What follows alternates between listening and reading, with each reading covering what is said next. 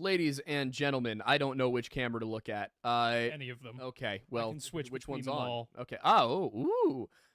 Okay, you're gonna give me the seizure. Anyway, welcome back to the Lore Lodge. We brought back a fan favorite for this show. This is the Missing Enigma over here on the bottom right side of your screen. I love that we have now matching outfits and studios. This is phenomenal. Oh yeah. Just absolutely wonderful. And as the title of the show goes, and part of me was like, do I even put Bigfoot in the title because of how bad the Bigfoot stuff did? But my hope was that people would see who the guest was and realize that we're probably going to be a little bit more on the rational side of things for tonight. But I wanted to talk about something Missing 411 related, because it's been a while since we got to dig into something where there was actually a good amount of information, and also not just like he wandered off into the woods on purpose. He was an alcoholic. So many of these cases come down to that. Also, I don't know if you saw, but David Politis has now hopped onto the MH370 train on Ashton's side, which just makes me so upset. Hang on, no. Can you give a little background for this? Because I didn't even hear about this. I just saw it the other day. Nick, are you familiar with Ashton Forbes? And no, I'm not. I'm familiar with MH370, but not his perspective. So, how much do you know about MH370? I'll say very little. Very general information. Never did the deep dive. Yeah. So we did, partially because of Ashton. He put out this video, and I was like, that is interesting. What happened there anyway? So we did a couple of videos on it. They're two of our best performing videos on the channel, but basically our opinion was this plane was probably went down because of a fire.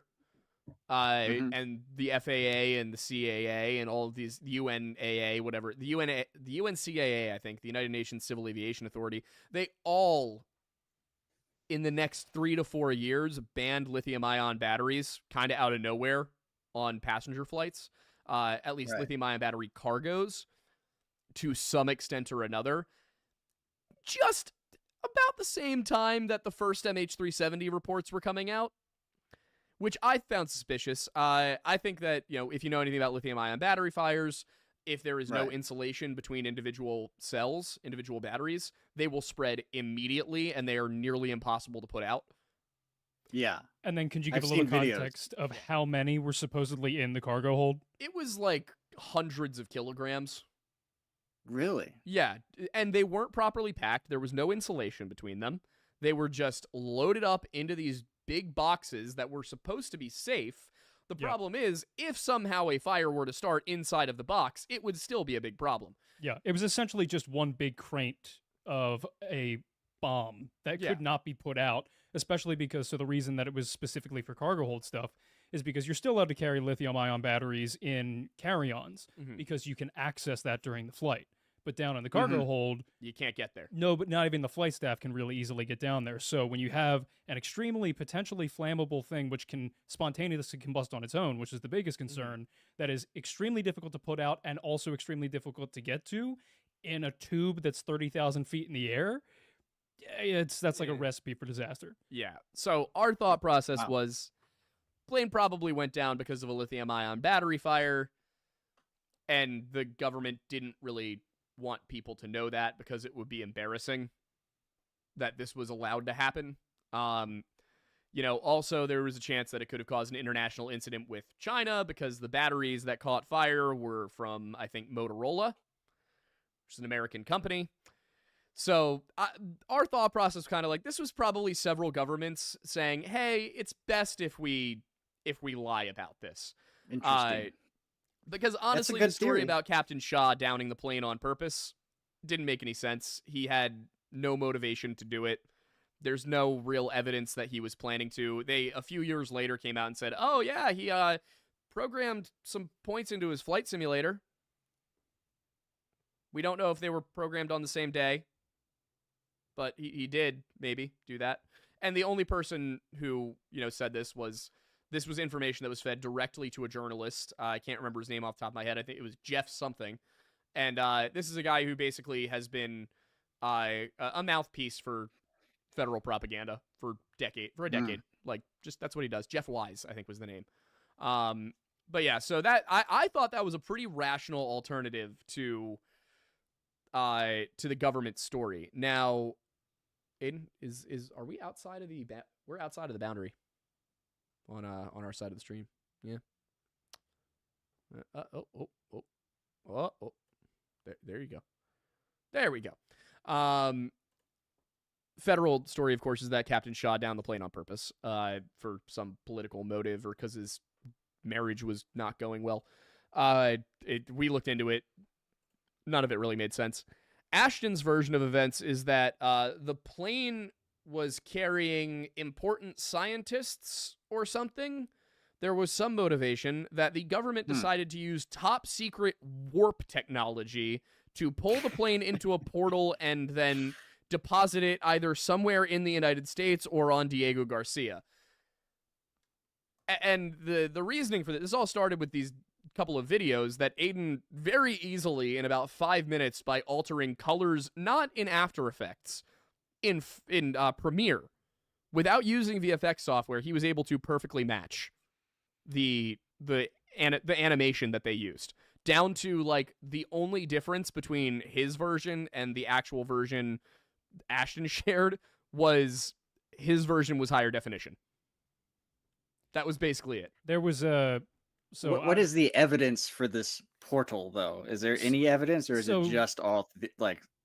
There's a couple of videos. This is the weird bit. So the only thing that exists in evidence are these two videos that are supposedly, one is supposedly a satellite video, and it's like supposedly, it's very convoluted. It is a composite satellite image from, I think it was either Raytheon or some other company that had a series of satellites. It was the Sibers system. It was the U.S. military. Yeah. And they supposedly had like 12 different satellites up in the air that would create an active composite, like a real-time 3D model, essentially, of the aerospace or under it, to then render a creation. And then this was a sequence of clips from that.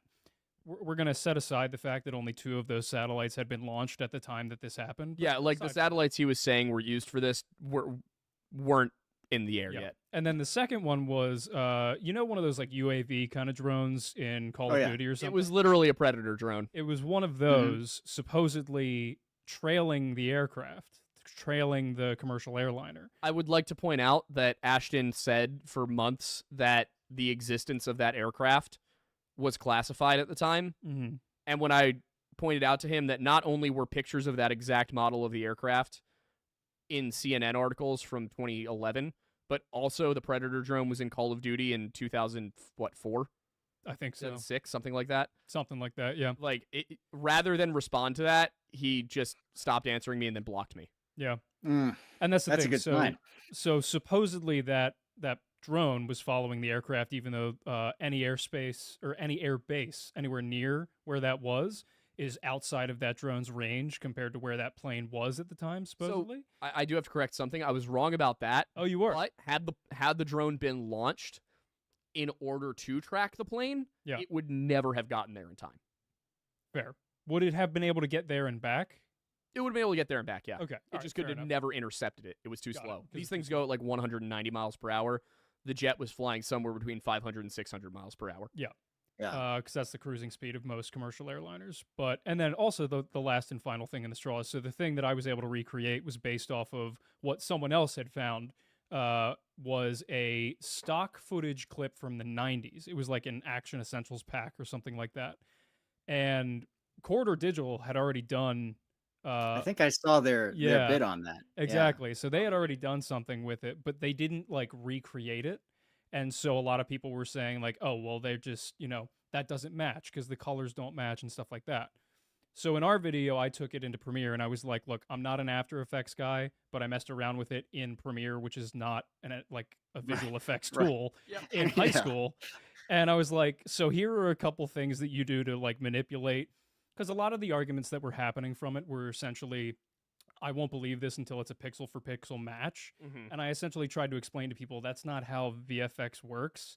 When you're creating an asset, whether it's from scratch or using stock, elements, it's your own individual asset. There's no original thing that you have to match pixel for pixel Exactly. to. So it's kind of a weird, double standard. So I just essentially It's like handing somebody a cake and telling them that you won't believe somebody baked the cake until somebody bakes the exact same cake. Exactly. Like with Yeah. Yeah, and so I took it in and I was like, look, here's the stock footage that they used. Here's how you manipulate it to get the same effect that they used here. And so I changed like the matte key and stuff like that to get the same color scheme. And I ranged the clip to overlay on top of it, and it was like a 98-ish% match. But of course, it's not pixel. It was very obvious looking at it that there was no way this was not the same graphic. Yeah. So those are the only elements of proof. And you're saying that Politis has actually sided with the portal theory. He did the thing he does, and I'm glad that you asked the question the way you did, because this is exactly where I wanted to take the conversation. He did that thing that he does where he goes, this is interesting. Look at the evidence. What do you think? And then he only presents the evidence that leads to one specific conclusion, which in this case would be it was sucked into a portal and who knows where it is now, which, keep in mind, that there's just so many problems with that. Just the man loves portals. He really does like portals, which, like, honestly, I think portals are a cool concept. Me too. I'm all for them. I'm pro portal. If they were real, they'd be sweet. Dude, I hate flying. Yeah. Do you know how helpful Stargates would be? Oh, yeah. Like, we have to fly to Houston in June, and I don't want to. If I could just step into a portal. Oh, yeah, we're going on Unsub. I actually scheduled it. I love how I learn about stuff like this. It happened 2 hours ago. No, it's great. I love it. Anyway, so yeah, but I wanted to talk to you about that because I'm sure you've noticed this. In a lot of the missing 4011 stories, the evidence that's presented is the evidence that leads you to the conclusion that Bigfoot may be responsible. Yeah. Time and time again. And there are some cases, don't get me wrong, there are a few that I've looked at, and I know you've probably seen a few of them too. We've talked about this before, where I was like, all right, I don't know. I don't have an answer. Bigfoot actually seems like one of the more reasonable ones in this case, because the others are, he got sucked into a portal and now he's in the, fifth dimension supping with the Terminids. Like, I don't know. But in your case, you recently covered a video on a guy who the video title is pretty clear. Like, was this man, was it Bigfoot? So Jordan, God, one more time. Grider. Jordan Grider was the guy's name. Can you tell us about it? Yeah, it was one of those that, like, I get a lot of people, they suggest all kinds of things to me, and usually they already have some kind of preconceived notion attached to it. And I had just gotten a lot of emails about this case that it was like Sasquatch killed this dude. And I looked it up on Reddit too, and there was a lot of discussion of like, did Sasquatch kill this guy? And I'm like, okay, well, maybe it's legit. Let's have a little look at it. And I get why people can come to that conclusion. It's a case that, like, you can come up with theories for it, but they don't fit perfectly. And it's kind of some weird circumstances. Jordan Grider, he was like a 30-year-old guy, born and raised in New Mexico. Really unconventional type of dude. Some people would call him homeless, but at the same time, he wasn't. He was more like self-sufficient. He wasn't like sitting on the street corner somewhere and asking people for money. He would just go out into the woods with a tent or even just a tarp and a sleeping bag and just live out there for months and months at a time. And he'd been living this way for over a decade. It was just like what he wanted to do with his life. He wasn't. Would it be what? Would that be a vagrant? Is that the correct term? I'm not sure. The only version of vagrant I'm aware of has a pretty negative connotation. Well, yeah, they all do. Right. Right. Yeah, I don't know what he's just an off-grid kind of guy who didn't, and he wasn't fancy about it either. Like I said, no tent usually, and he usually just bought like dried beans and barley and stuff and ate very simply. Interesting. But he was a guy, he'd done this a long time. So he was experienced. Just really quickly, was this before or after Chris McCandless? After. Okay. Just curious, because I'm sure there was a big, number of people, a surge of people interested in doing that after his book and then the movie. Yeah. But this was in 2018. So we're talking like 6 years ago. Got it. So that's after Um, book, movie, all that stuff. Anyway, sorry. Continue. right. Could have been an inspiration. Who knows? But he would just go out for long periods, come back and hang out with his family for a little while before leaving again. So in 2018, he was just getting finished staying with his family in New Mexico, and he wanted to go winter somewhere where there was lots of water, and he chose Minnesota, and specifically the Boundary Waters Canoe Area Wilderness. I think I have that right. It's like the longest name for a wilderness. Wait, so you're just really quick. This guy was in New Mexico. Correct. And he chose to go spend the winter in Minnesota. You got that right. All right. Yeah. So he likes to live on hard Minnesota mode. winter. Yeah, this Right. Like we're talking hard mode, like, this man got like very tired of Minecraft and went straight to the real world. Yeah. It's not something I would recommend. No. This wilderness area, it's huge. It's full of lots of small lakes and rivers, lots of water, lots of wildlife. And he went in there October of 2018. He parked his truck at a gate that led to some housing, and that was kind of a bad idea. And then he just kind of went off into the woods and built a camp near a beaver pond. Mm-hmm. And his camp was very simple. It was just a rope tied between two trees. He threw a tarp over that and then put up his hammock under it. Mm-hmm. So a hammock under a tarp. That was his whole winter, his winter encampment. I've camped with guys who do that in the summer. Yeah. This guy's a champ. Yeah. Right. And he brought along bags of, dried, like I said, real bland, simple food like beans and barley and stuff. And the last time his family heard from him, he sent them like a picture of the beaver pond. He was like, "This is my view. Check it out. Nice little, I got a house near a pond." And they stopped hearing from him. All right. And after a little while, they contacted authorities in the area to see if they could do a welfare check. Mm-hmm. But the problem is they have no idea where he's camped. It's not like he told anyone where he was going or what he was doing. He just parked and wandered into the woods. Just really quickly, not to interrupt, but horrible idea. Do not go into the woods without telling people precisely where you're going. Yes, I repeat that all the time. Like, this is a bad setup right off rip. Like, no matter how experienced you are.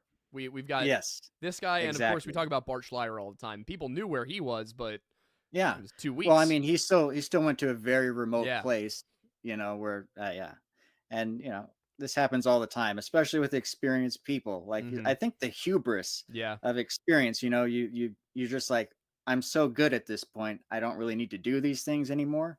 And for a guy like this who's been doing that for over a decade, he was probably thought he was too good to fail in some aspects. What is that? There's a phrase for that. It's not complacency. It's something else.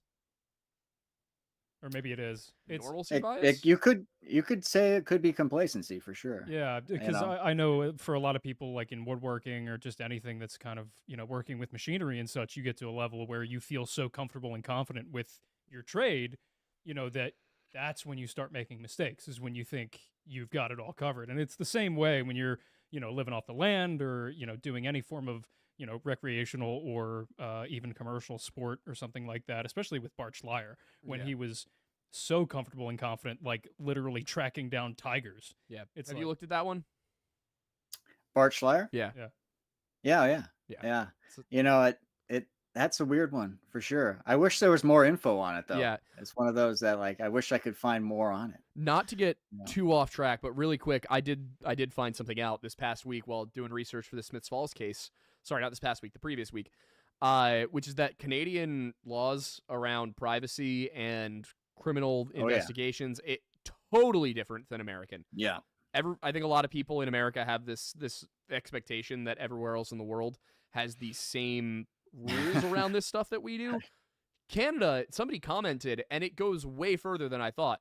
Not only does Canada not publish the charges or convictions or sentences, they also don't tell families. So if somebody commits a crime against your family and they're caught, charged, convicted, they might not tell you unless they need you to testify. And even then, they may not tell you who it was. They may bring you in and question you without telling you who did it. Just like, what happened that night? What do you remember? Like that kind of. I was flabbergasted. Like Yeah, completely different there. Yeah. I've had American cops tell me, no, I can't tell you that. But the Canadians were like, I couldn't tell you that if I wanted to. Like, the American cops were like, why should I tell you? And the Canadians say, I can't tell you, which are two very different things. But Do you know continue. what their Yeah. policy is related to, because like here in the US, we kind of have, it's a general rule of thumb that we dead people don't really have privacy anymore.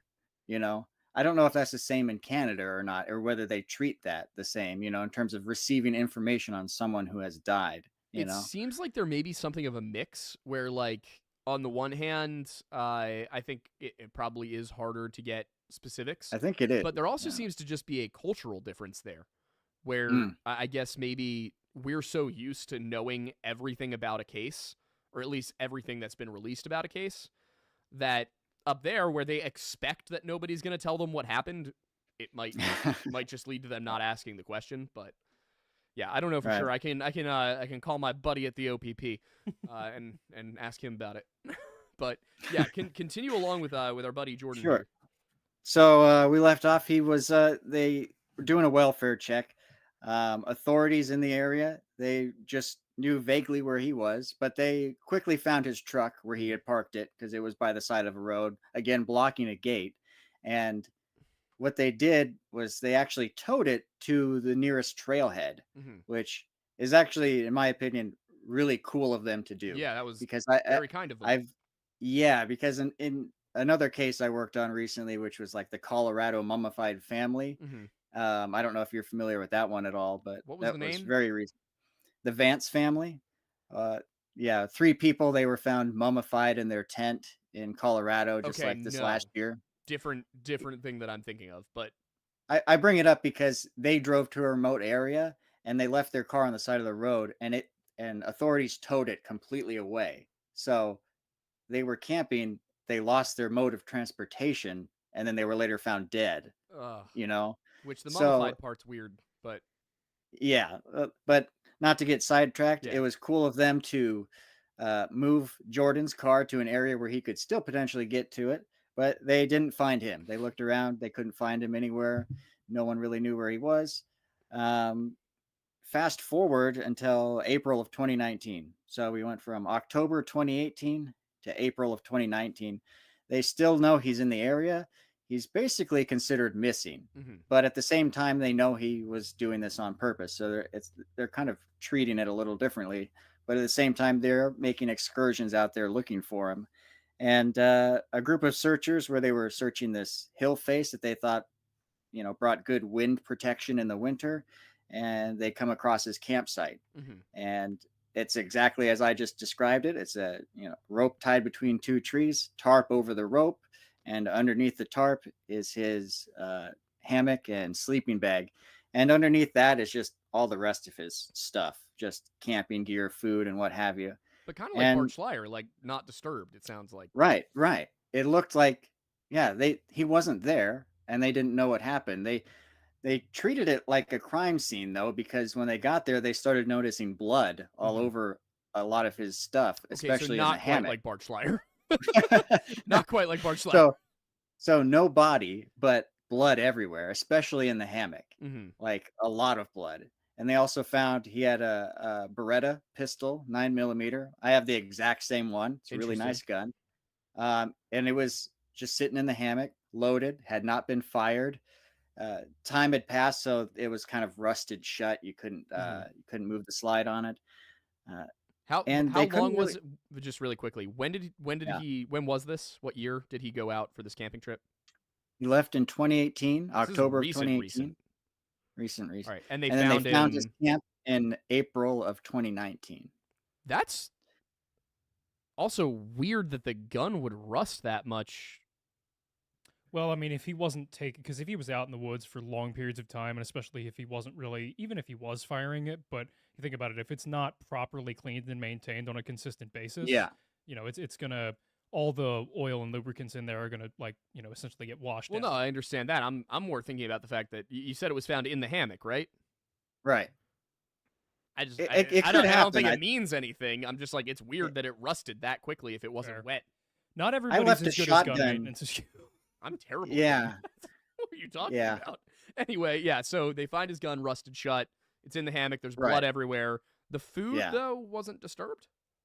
Food wasn't disturbed. They found bags of the barley and beans and stuff. They found his shoes, his hiking boots underneath the hammock.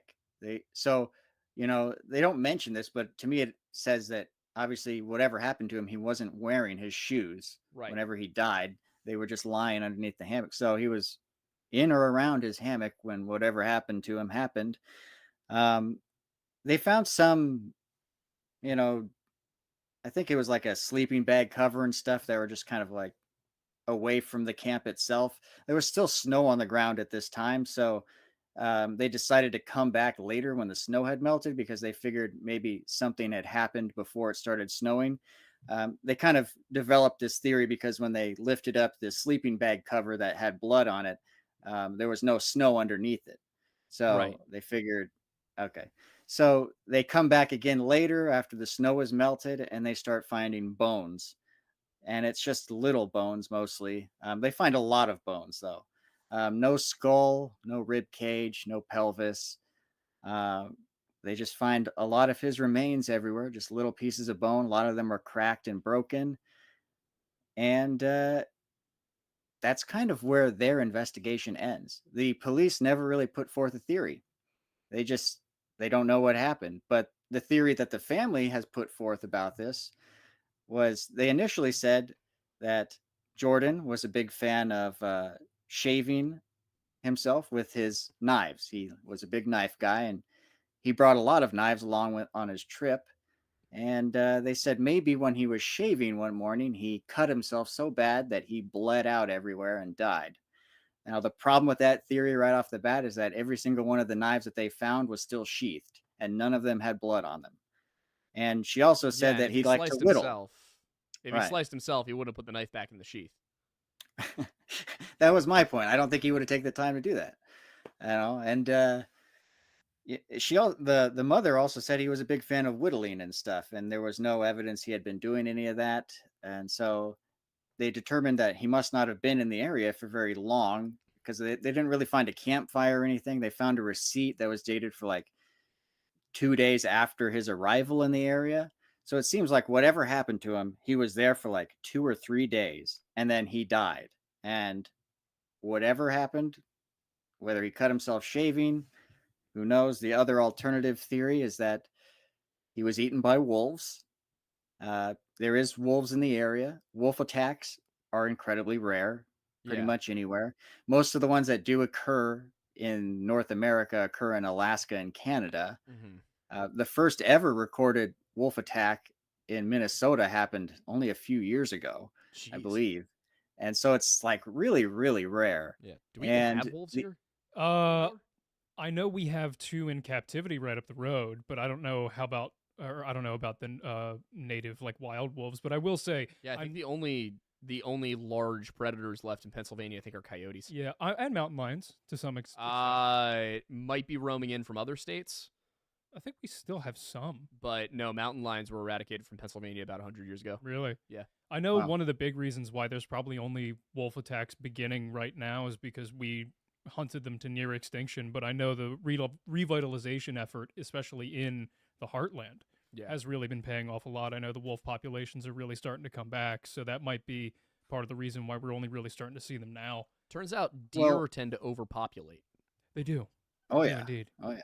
Predators are important Yeah. in natural ecosystems. Yes. I mean, the one wolf attack that was recorded recently in Minnesota, they caught and killed a wolf, and they found out it had like a deformed jaw, which might have prevented it from hunting. They thought, and so maybe it was like Interesting. starving and made a desperate attempt on a child. But a wolf attack, the big problem with a wolf attack on Jordan Grider is that again his campsite is pristine except for the fact that there is a ton of blood in his hammock, and if wolves were attacking you in your hammock underneath your tarp setup and everything, you would expect there to be some stuff torn up. I'd also There expect was there to no be like body parts. Well, they found little bones outside of the campsite and Yeah, but I'm everything, thinking but like, nothing in the hammock or in it was like you would expect a real mess, yeah, you know, what if kind a of pack of wolves bones? tore you apart.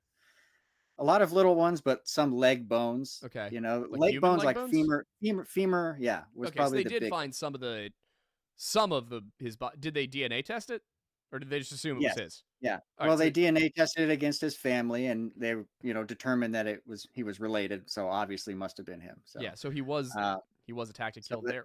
How did he make money? Do you know? no, no idea.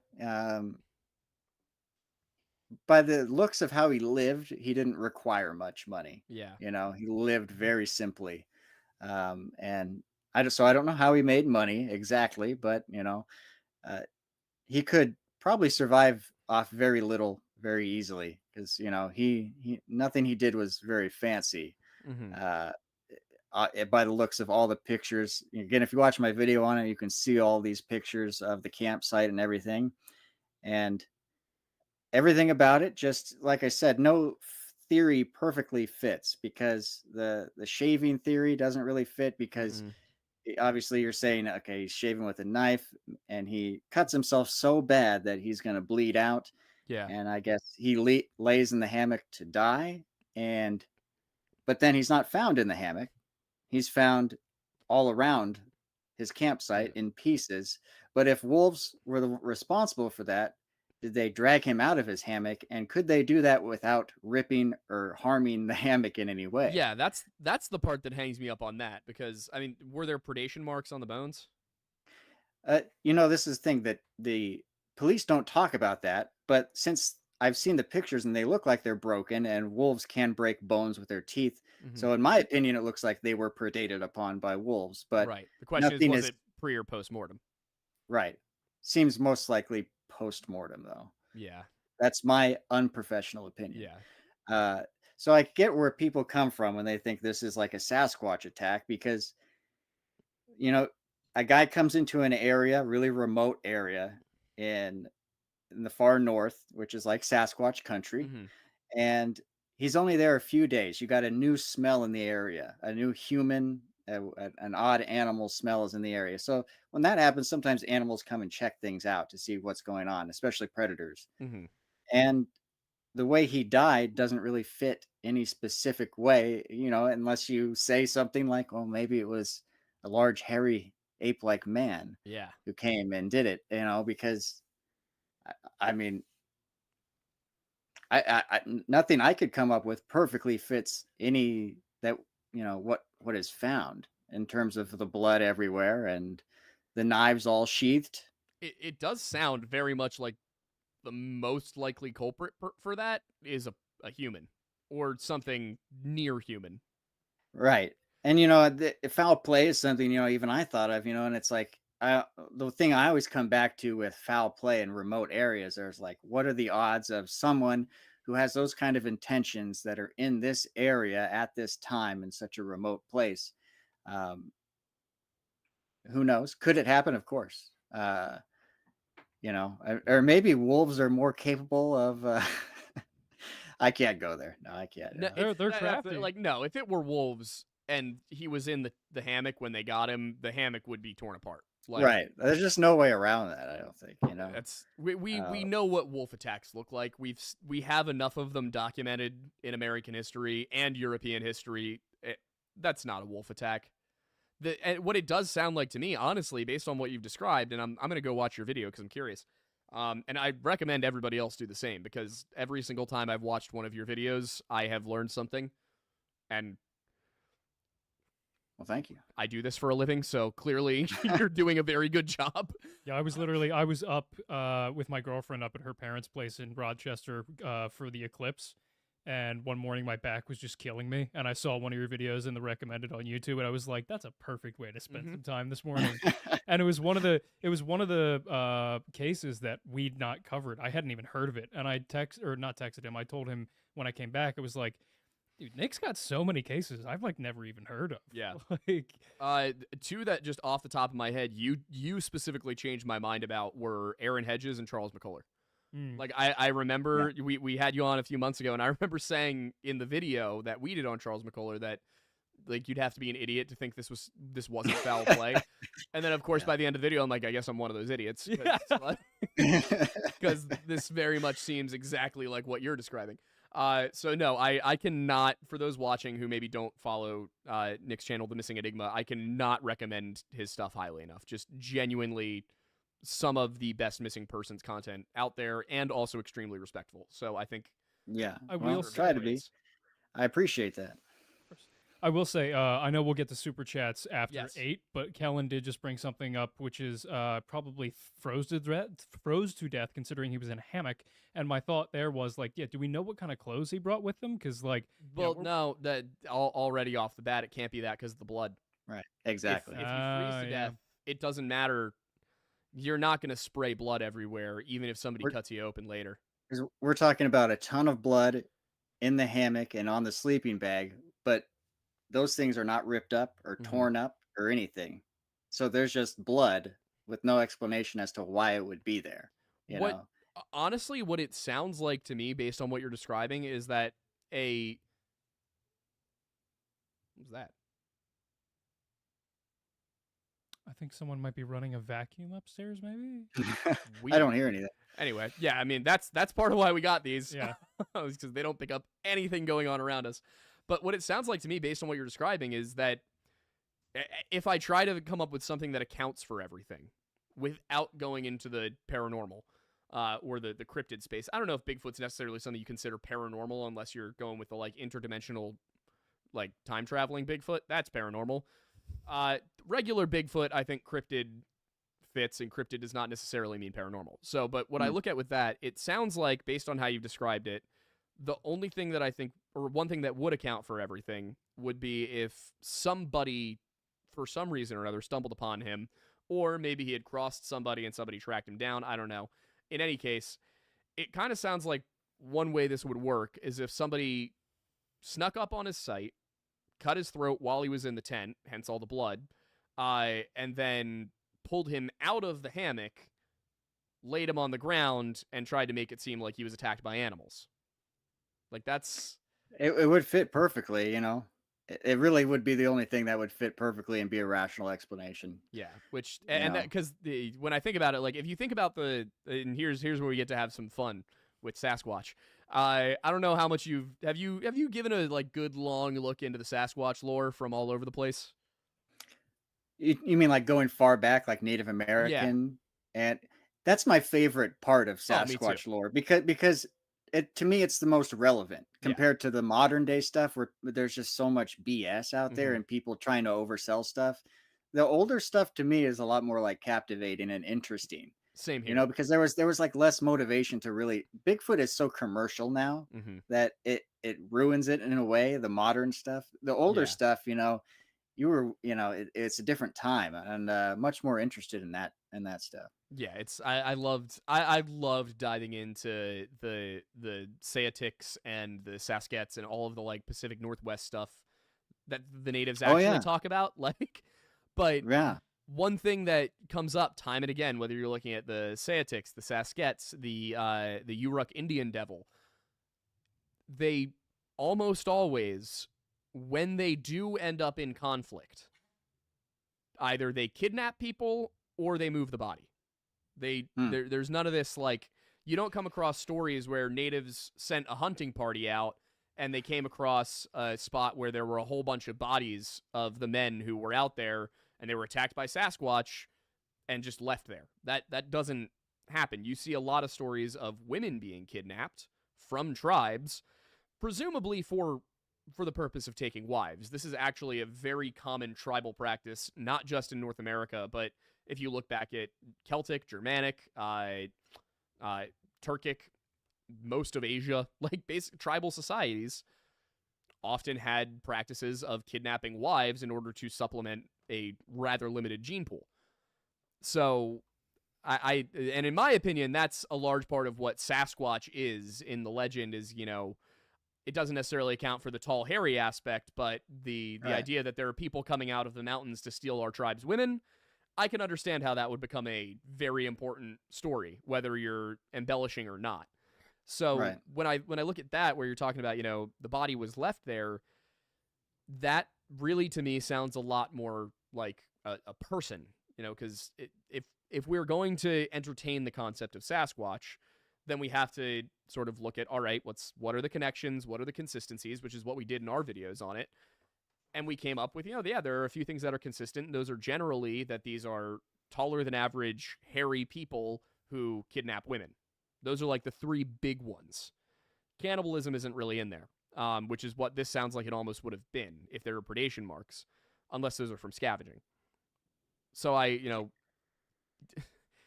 will say the one story this makes me think of, given the region, is that I am struggling to remember the guy's name. We talked about it in the Algonquin section of the first Sasquatch video. It was Andrew or Andrews, something like that. He was a British-American explorer and ethnologist, basically, amateur ethnologist who spent several years traveling with the Algonquin. I think in this case it was specifically he was with some of the Ottawa or the Ojibwe.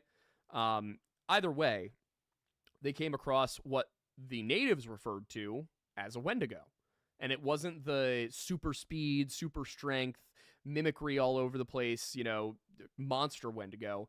It was the person who's eaten flesh and now has wendigo psychosis and thinks that they have to eat humans kind of wendigo. So this is where we see that, this term, like, while you may have the folklore version, that term was used to apply to normal people who had committed an act of cannibalism as well. And they believed that the only way that you could commit such an act is if you were beyond psychotic. Like, Wendigos were not redeemable to the Algonquin. A little bit different from the Wachuge of the Dene, which is similar in a lot of ways, but it is redeemable if you get it before it consumes flesh. I do have to wonder in this circumstance, because you look at that story, what happened in that story is this guy, stumbles out of the woods. He looks haggard. He looks like he's crazed. He looks very hungry. And they trace him back about a day. They follow his trail for about a day back into the forests, and the native hunting party that was following his trail comes across a campsite that has a campfire where the body parts are still there. They've been consumed, but the body parts are still at the campsite. So what you've described here sounds a lot more like a Wendigo attack in the legitimate sense of a human being just preying on other human beings than it does Sasquatch to me. It sounds like you have described a possible actual Wendigo attack. Could be. Actually, the story you just told reminds me even of a great movie that's out there called Ravenous. That's about Wendigos, and it's an amazing movie. One of my faves. People should watch that. But that's an interesting thought, in terms of because one of the things that is worth mentioning again is that a lot of the large bones weren't found, like the skull. We don't know what that looked like. The rib cage completely missing. That's pelvis weird. Completely missing. No scapulas, things like that. We just found pieces of like his arms, almost legs. as if somebody had come by, killed him, eaten what was there, and then made off with the remains for later. Right. Because I can't think of a criminal reason to do that. Now, granted, it could have been that, he was killed there and left there and animals came and, brought stuff away, but that, I'm just trying to think, like, but as I know we're probably getting close to the super chat section, but like, is there anything else about the campsite that you think could have implied that it was just a normal, another drifter who showed up and decided to kill the guy? But even then, they would have taken his food. They didn't take his food. They didn't take his gun. I think there's some money still found. And, they didn't really take anything of note. All of his knives were still there. There was nothing that he was known to have had that was missing, and the campsite, it was how it would have looked if he had just left it there. All of his stuff was still under the tarp and protected from the weather for the most part. Was he like just off? Was he really close to a trail, or was he like way off the beaten path? There was a trail fairly close. How close are we talking? Maybe a few hundred yards. All right. So the only other thing that I wonder about, obviously the Wendigo thing is me trying to explain why the bones were in the position they were and why nothing else was taken. I mean, could maybe go serial killer. Somebody could have seen him in town while he was buying stuff and followed him back to the campsite. But Possible, because we do know he made, after he was arrived in the area, he made one trip to town based on receipts that were found in his possession. He went to town and got food and then returned. So we know that he left and came back. But after that, there's no evidence of him being at the campsite for very long. Like I said, he must have been there only 2 or 3 days, because there was no evidence it had really been lived in for very long, in terms of like, stocked up wood, a campfire that had been used for a long period of time.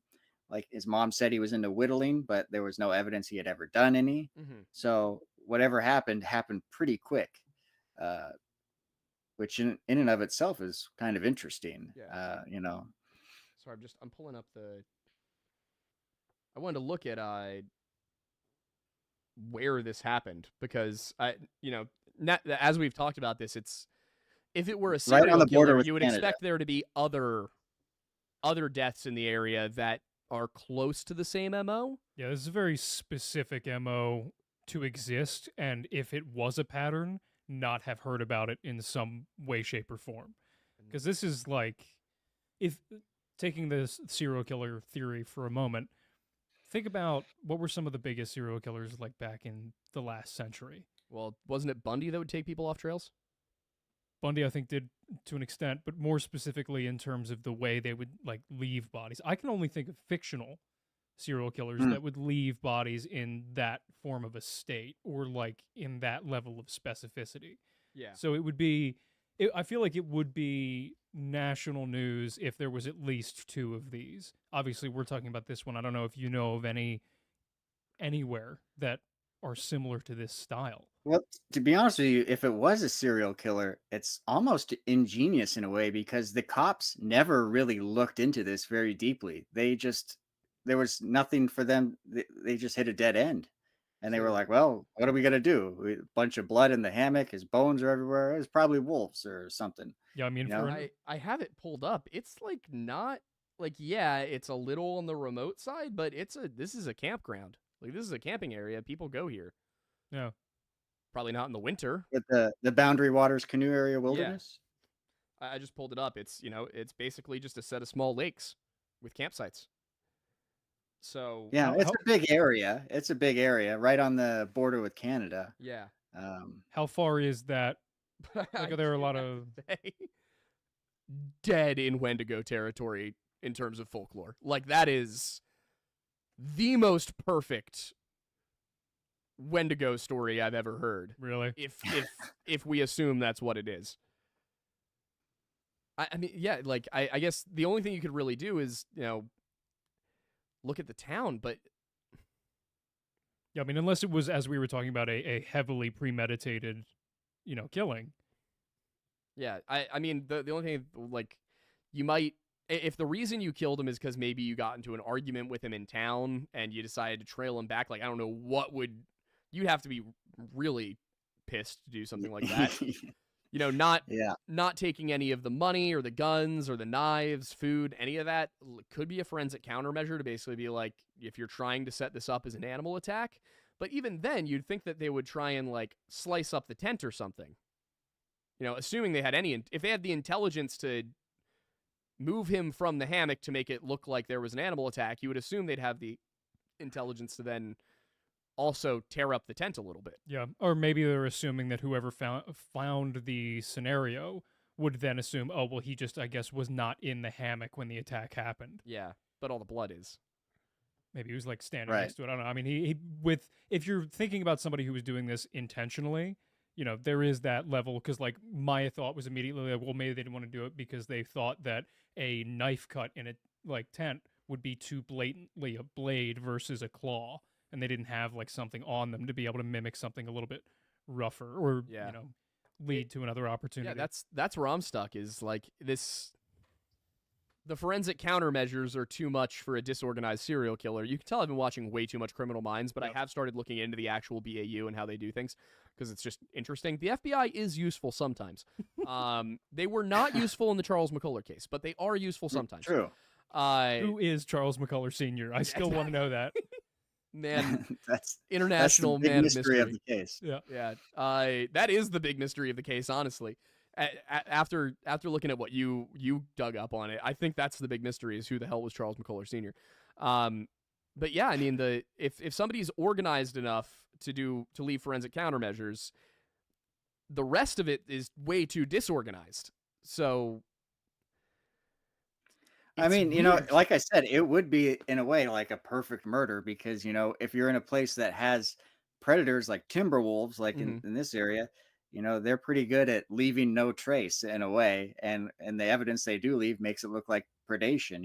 Yeah. And this case is closed. They're not looking at it as a murder anymore or anything, even though the set of circumstances doesn't really make sense in a way. So I'll ask because you're always very good at this. Were you able to get case files? Yeah. All right. Which, yeah. So Yeah. yeah, It was and closed. They had closed the case. They're not looking at it anymore. The police never came up with a theory of their own. They just kind of said, well, his remains have been identified, mhm. and that's that. Yeah. So I guess we're getting very close to the Q&A section here, but what if you had to wager a guess based on what you've looked into so far, do you have any hypotheses here? I mean, like you said, the only one that actually perfectly fits is a foul play angle. How that plays out, I don't really know. Would somebody really want to follow him to his campsite that he just Mhm. picked somewhere out in the middle of the woods? Would they be able to follow him out there without him noticing? Because obviously they got him while he was sleeping. He wasn't wearing his shoes, so he was either in or his hammock or waking up or going to bed. So they got him sometime while he was in there. It must have. So this guy was in his hammock and something attacked him, but it couldn't have been wolves because they would have left a trace of themselves. And would he have been shaving in his hammock enough to just cut himself and bleed everywhere? Why? I don't know. I don't even know why he'd be shaving in his hammock in the first place. You go down to the beaver pond and shave in the water there would be what I would think you would do. Yeah, it wouldn't And make then sense again, to you have shave in your hammock. Yeah, why would and you then want to you have sleep in that?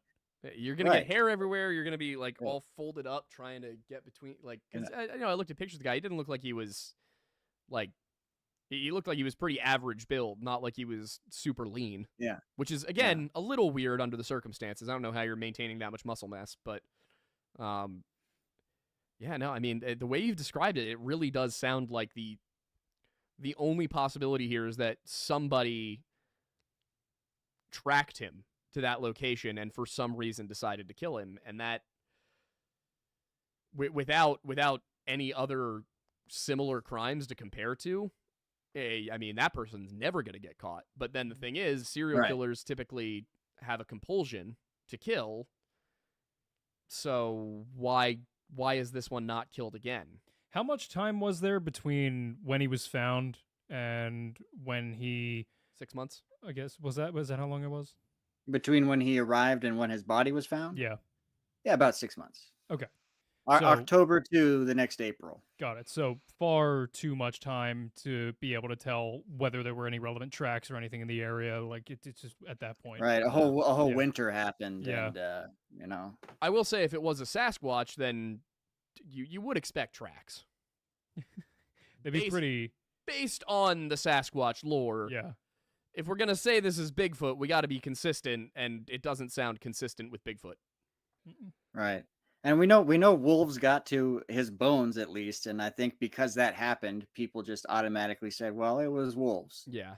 But I don't know that really fully tracks because they found wolf scat in the area and some wolf prints, but that just means they fed on some pieces. I would and totally maybe believe that. not on the bones. Yeah, I would totally You know? believe wolves came through. I just don't think Right. wolves got him in that tent based on the way you've described it. And like I said, I'm definitely Exactly. going to, maybe for my Thursday stream, I'll watch the video and do a live reaction. What do we Sure, think yeah. about instead of this is just devil's advocate here, but right before we go to super chats time, not freezing to death, but hypothermia. Wouldn't explain the blood. Even if, for example, let's say a scavenger in the form of a wolf or something similar came by while his body was technically still warm, but just too cold to be alive. like in the 50s, 60s, 70s degrees. The thing is, a wolf or some kind of predator like that, or pack of wolves, getting to a guy in a hammock without messing up the hammock itself or the sleeping bag with Fair. bite marks or tears. That's where it's really tricky. Could they really pull a man out of his sleeping bag and a hammock without creating tears and rips? Was there a fire pit there by chance? No, none in the photographs. That's interesting. See, because where I was going with that was essentially, well, what if because he was so cold, he was sitting by the fire trying to stay warm, and then he eventually succumbed? But the fact that there was no fire pit to begin with is in and of itself weird, considering he'd theoretically been there for at least a few days prior to this happening, right? Right. And in October, we're still in the fall, and maybe he must be a pretty durable guy if he does this all the time. So we hadn't really reached peak winter yet. The weather probably wasn't super cold yet. And so, like I said, he probably died the first 2 or 3 days he was there, whatever happened. And, I don't know that it hadn't snowed yet, hadn't gotten super cold yet. So I don't know if the weather conditions really had any factor at all in whatever happened to him. It sounds a lot like Bart Schleyer. Yeah. In a lot of ways. Like where just, except for the body being found at the campsite instead of a quarter of a mile away across a pond. It's just, I'm hearing a lot of similarities. You've got the campsite is basically undisturbed. The fire pit, if it was ever set up, was only used once or twice. Probably died within the first 2 days there. And the other thing that does come to mind is like if this guy was as bare bones as he was with his tent, he may have also been very bare bones with his fires and may not have actually built fire pits. He might have just stacked logs and sticks. And if you're only doing that 2 or 3 days before you die, then there's a possibility that just won't be there. Like it won't be visible when people go to look 6 months later. True. Yeah, it's a weird one, like you got to keep in mind, this guy had been living this way for a long time. So he was experienced in this unconventional way of living, I mean, he picked a good spot. He picked a spot on the side of a mountain that was out of the way of the direction of the wind that would be coming in. And so he knew what he was doing. He knew that he picked a good area and stuff. He was smart. That's just the question of what could have got him where he slept and left not much of a trace except lots of blood. It's very weird. I'm glad we got to this point in the conversation though, because just before we go to super chats, I want to offer people the chance to go on an Alaskan camping wilderness trip with us this summer. Fantastic transition, by the way. Fantastic transition. Yeah, we are working with Trova Trip to go on an expedition up to Anchorage, Denali, and Seward.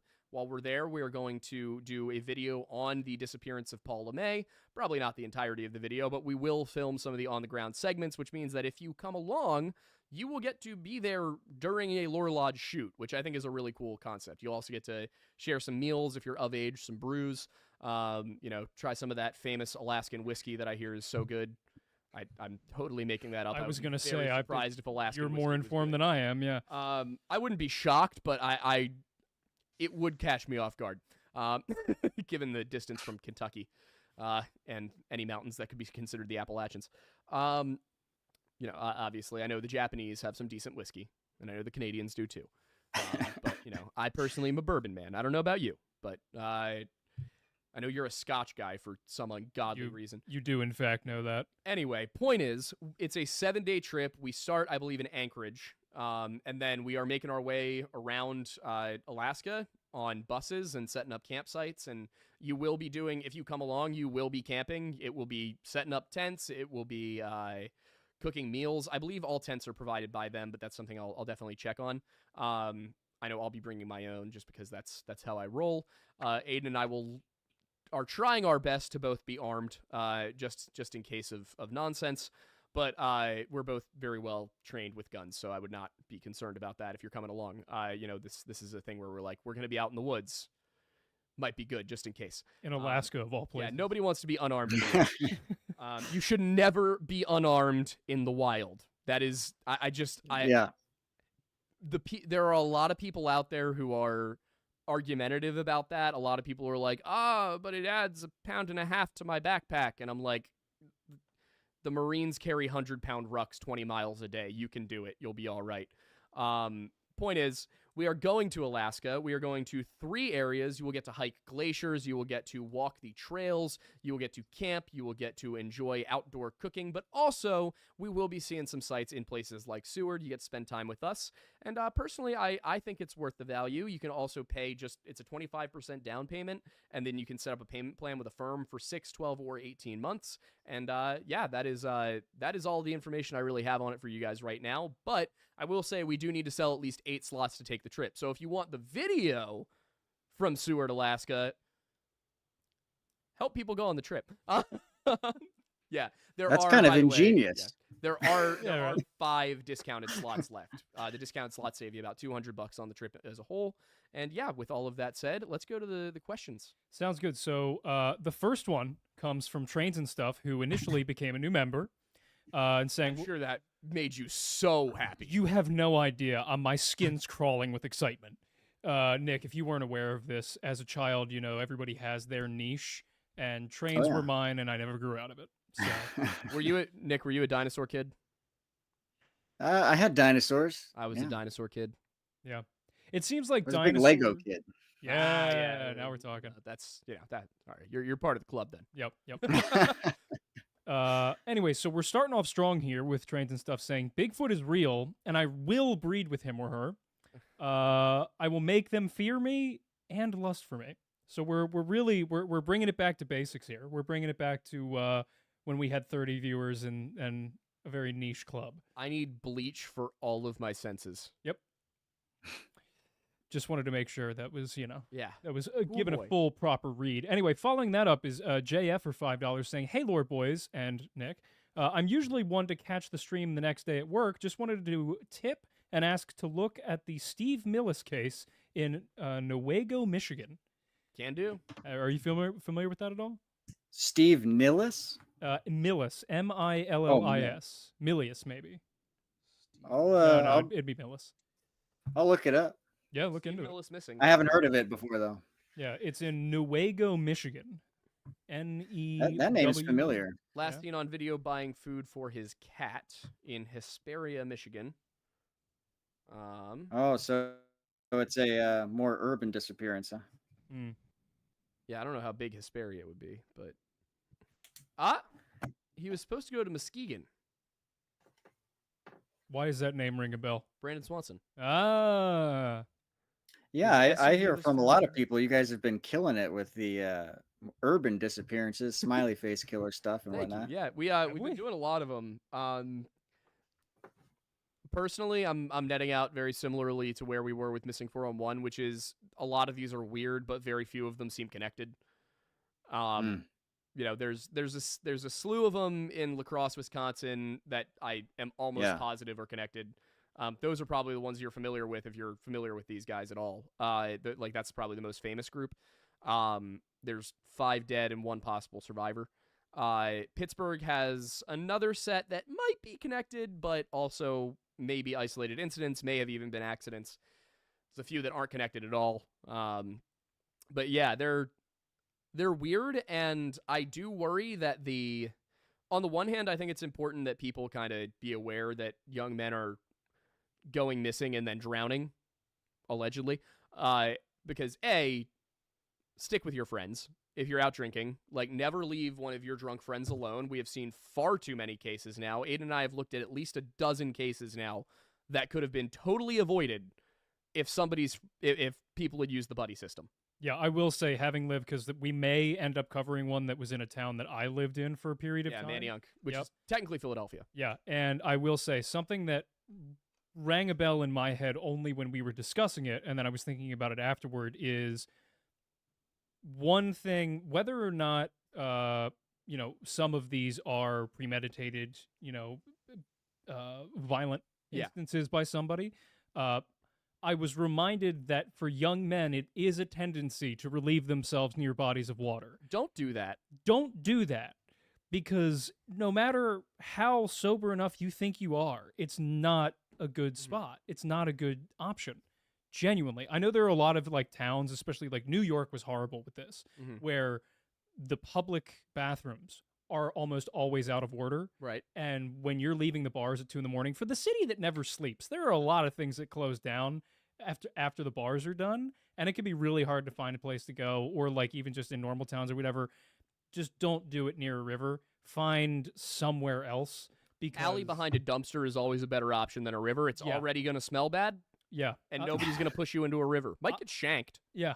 I understand not wanting to get, like, a ticket for public urination or whatever, but, like, it's a hell of a lot better than falling into the river and not coming back out. Also, if you are a young man, specifically a college-age young man, and you're out at a bar and you meet a very attractive woman and she asks you to go home with her, if she takes you towards the river, don't go. Wait, is that like an MO? Has that lacrosse, been encountered a lot? Really? Based on the cases we looked at in lacrosse, it seems like what was happening was because they all have every single one of these men was either seen at or disappeared directly from a bar on 3rd Street in Lacrosse, Wisconsin, specifically the area of 3rd and Pearl in Lacrosse, Wisconsin. So there's like a Black Widow in the area? That's almost what it seems like to me, because the one that really stuck it for you was Cullen, the one we talked about most recently. Oh yeah. So one of them, Luke Homan, are arguably the most famous of these cases. Oh yeah. Yeah, you've probably heard of him. When he was found, he had a very weird bruising pattern on his forehead right here that the SFK guys, I as often as I do think they do embellish, and I think that they kind of have tunnel vision on this. Because they're older, they're old school New York City detectives. Like, they think they've got their case, they're following it. They do take these things to professionals, to medical examiners and forensic experts and things, and they do have these guys look at things. And the forensic experts on this said it looked like a boot print, and the detective said it looked like a boot print, and I looked at it and it looks like a boot print. The thing is, I held one of my boots up, and I'm a pretty average shoe size. I'm a size 10. Like, that's normal for a guy. I held it up, covered like my entire forehead, easily would have been, the entire forehead if it was a man's boot. It could have been a woman's boot because it still had the rounded end. It wasn't a cowboy boot. So Wasn't it still it had more the rounded end. angular, It though? looked like it was like that work boot or, style of boot. Obviously, like, girls have a lot more styles of boots than men do, but it looked like it was probably just a girl's, casual, like, night out boot that was used to press on his head for some reason. And that's when it kind of got me thinking, all right, this is probably a woman. What really nailed it down for me was the Cullen Fortney one, because Cullen Fortney was a lot like all these other 5 guys. He actually was attacked, if that's what happened, the same year as Luke Homan, just about 6 months earlier. Sorry, 9 months earlier. I think it was January. He last remembered dancing at John's Bar on 3rd Street in Lacrosse. He woke up, and this was at 1:45 a.m. that he last remembered being, that was the last time anybody saw him. That was the last time he remembered being conscious. He woke up in the Mississippi at like 6:30 in the morning. Wait, real quick. Are you familiar with the Cullen Fortney case at all? This is the guy who survived, Yeah. right? Yes. And woke up, he was like swimming for his life. Right? Yes. So, swimming for his life in the Mississippi, stumbles into a medical center very nearby and tells them, I don't know what happened. I was dancing 1 minute and then I woke up in the Mississippi. And this is why I get a little irritated with Gannon and Duarte, is that in their book, they say that he told the people he had been attacked, that somebody had tried to kill him. That's not what happened. He walked in and he said, I don't know what happened. I was underwater, or I was at the bar and then I was in the water. His mother sent out an email where she said she thought somebody had tried to kill Cullen. That's where that came in. However, looking at Cullen's interview with the Smiley Face Killer guys, it does seem like he was also suspicious that he'd been attacked. His cousin commented on our video, and I'm going to have to check and see if he ever got back to my question. But yeah, it was definitely a weird case, but it got me thinking, all right, they did test, they did the drug panel, the tox screen, all of that. What it told me is that if these are connected, what we're probably looking at, because everything about Cullen matches everything we know about the other guys. If they're connected, then what's probably going on, in my opinion, is that since men never consider the fact that their drink may have been drugged, men are meeting an attractive girl at a bar, possibly the same girl, this is possibly a group, but meet an attractive girl at a bar. She, maybe offers to buy him a drink, or she asks him to go get her a glass of water, and while he's at the bar, pops GHB specifically into the drink because GHB mimics the symptoms of alcohol intoxication. It also can cause short-term memory loss, and it can make you feel excited, more aroused, all these different things. All the things that alcohol would do, but you can guarantee it's going to happen to somebody. And you can also guarantee that they'll be compliant and that if they were to survive, they would not remember what happened, which is why I think that this was probably the first survivor they had. Did they give Luke Holman? This was the guy who survived, right? No, Did they give him a Colin blood Fortney. draw? Colin Fortney. Colin is the Fortney, one. sorry. Yeah. Did they give him a blood draw? From what I understand, they did run a tox screen on him. I don't And know if did it he was have blood. GHB? It might have. I think they did urinalysis, and it will Oh, clear. okay. It will clear the kidneys in. I think it was 12% of people. It will clear the kidneys and the urinary tract within 3 to 6 hours in 12% of people. So there was a 1 in 8 chance that if he were drugged with GHB, it would have been out of his system by the time he made it to the hospital at 7 a.m. Well, and then also like Which is not definitive, well, but then but it's possible. depending on what time he got drugged that night, Mhm. I think it was the next metric over was like 6 to 12 Oh, hours. It yeah, was like 6 to 12 80%. hours was like 86% or something like that. And after 12 to 24, it was 100% of Yeah. people, it was out of their system. So depending on the time he got drugged at this bar, it may have already been, Mhm. 8 hours. And so it would have likely been through his system, depending. And it also, if you look at the situation, that study that I took that information from used like the standard dosage of GHB, which is I believe 50 milligrams. And at least for an adult male, standard dosage 50 milligrams. They could have used less. If they gave him half the dose, if they gave him 2/3 of the dose, it would have cleared his system even faster. It could have been that. It could have been given to him earlier in the night. He could have been drugged at 1 in the morning, and it only really started to take effect, the memory loss aspect, 45 minutes later. There are a lot of possibilities here. And in that case, it would be over 6 hours. He'd be very likely to have it cleared out of his system. So yeah, Cullen's a weird one. The smiley face killers in general are weird cases. I think we're looking at a lot of homicides, but I don't think they're necessarily connected. And we'll get into that later in the year. Yeah, well, anytime you have a disappearance in a city or something, the possibilities that of what could have happened are like endless. Yeah. The one we're looking at right now that we're trying to decide whether or not it's it's worth covering is the disappearance of this kid in Philadelphia who arguably, if he went into the water the night that he's supposed to have gone into the water, the dive teams should have found him immediately. He was 10 feet below the surface on the edge of the Schuylkill River in Manayunk. Yeah. Like just outside of the canal.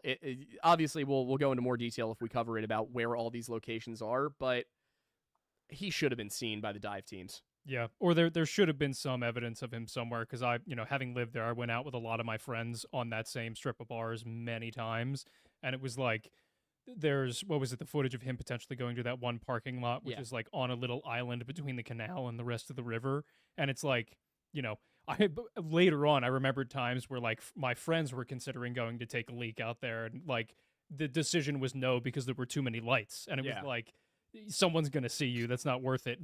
Our house is literally 10 blocks away. Can you just please make it? Yeah. But like, it's a relatively big town with a lot of hills. Sometimes you don't want to make the walk, things like that. But even if he had gone in there, we call it the San Francisco of the Northeast. kind of, yeah. But even if he had gone in there, there are a variety of different things along the edge of even that island. There's a couple of different apartment complexes. There's that big parking lot, and where he was found was where the canal and the river meet, and the canal just doesn't move, really, ever.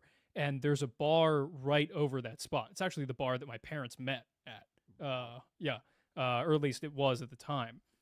But, it's just a really weird spot, and it's a really weird story overall, but we just don't know if enough is there for us to cover. We're gonna try and reach out to his family and see, if they have thoughts, if they're okay with us covering it. Yeah. They're interesting cases, the whole smiley face, I mean, one of those even happened to a kid I went to college with when I was at university in Bellingham in Really? Washington. Yeah, I was in school there, a kid named Dwight Clark. He went missing. I remember it.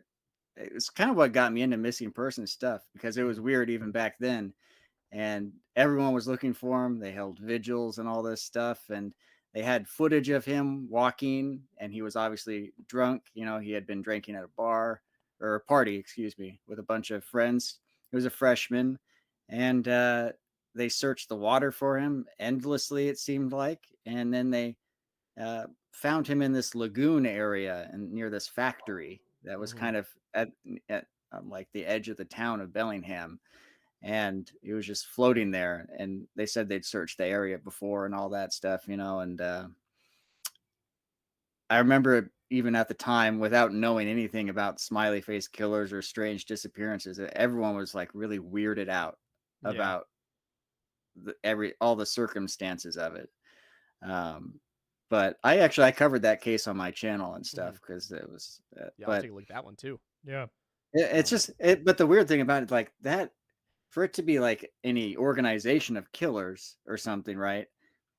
This was Bellingham, Washington, up in the near Canada. I don't know they'd be operating there, man. It's like a pretty small town, like. Yeah, well, even La Crosse, Wisconsin too. I mean, it's just kind of like out there. My thought process when we were going into it was that if this is a group that are planning these, it's probably being done over the internet. Like, that's an interesting thought. Just kind of like probably a dark web cult, essentially. I don't even necessarily think it would be that, because again, what do we say it probably is if it's connected? It's probably women who have been victims of assault or have been wronged in some way by a man who fits this general set of standards. They're usually on the taller side, attractive, successful, intelligent, well-liked, all of that. Then it might be people meeting in a support group online, like an anonymous support group chat room kind of thing where people talk, and then maybe somebody says, hey, I think I know a way that I can help you, get back at them. They go talk privately, and then boom. So if that... Now, also, that could explain the varying MOs, but what it doesn't explain is why there would be serial versions. Like, unless they were inspired by what happened in La Crosse, which is possible, but... Or it could just be, if they were one-offs of people getting revenge on the individual that wronged them, I mean, just as with male serial killers, it's like, maybe that specific individual, they did it once, they got the thrill, they were like, that was the gateway for them, whereas other ones that are just one-off, it's like, maybe it was satisfying as a revenge thing, or maybe it was immediate guilt, and it was like, holy shit, no, I don't want to, oops, sorry. But, it just could be far enough into the show, I think you're all right. Yeah, it's a good point. But it could just be a variance of the individual psychological profile of whoever does it. Maybe. Yeah. I don't know. I'm just spitballing here. But yeah, when were you in college again? Oh man, you're going to test my memory. This must have been about between 2009 and 2013, something like that. So went to Western Washington University up in Bellingham. Gotcha. Anyone could look that case up. It's still up there, Dwight Clark. It's it is during the right time period, and I figured you were within 10 years of me, so that makes sense. Yep. Well, interesting. So we might have to take a look at that one. Yeah, that one, and also I want to look at your Wendigo case. Yeah. Yeah. But yeah. Next one is from C Bankrupt. We're making a big shift in topic here for $2, saying, for the Q&A, what's the best condiment on a hot dog? Like the single best one? Yeah. Yeah. Like if I could just have one. If there were only one condiment left for hot dogs in all of history, what would you choose it to be? Hate. What? I'm going to get so much hate for this. Are you really? Oh, yeah. I want to hear yours first, because mine's going to sound really unhinged. Okay. Well, do you have one off the rip? Oh man! If you got to think, feel free. I'll just go mustard. Fine. That's fair. That's reasonable. Valid. Honestly, I don't really put anything other than ketchup on mine, so I don't even. Should I like earmuffs for this? I like to put baked beans on my hot dogs. That's not.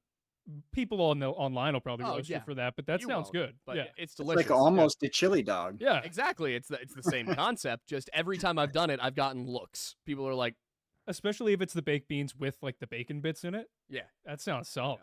Yeah. I've tried some variations, baked beans, as well as the standard ketchup and mustard. That's nothing to be ashamed of.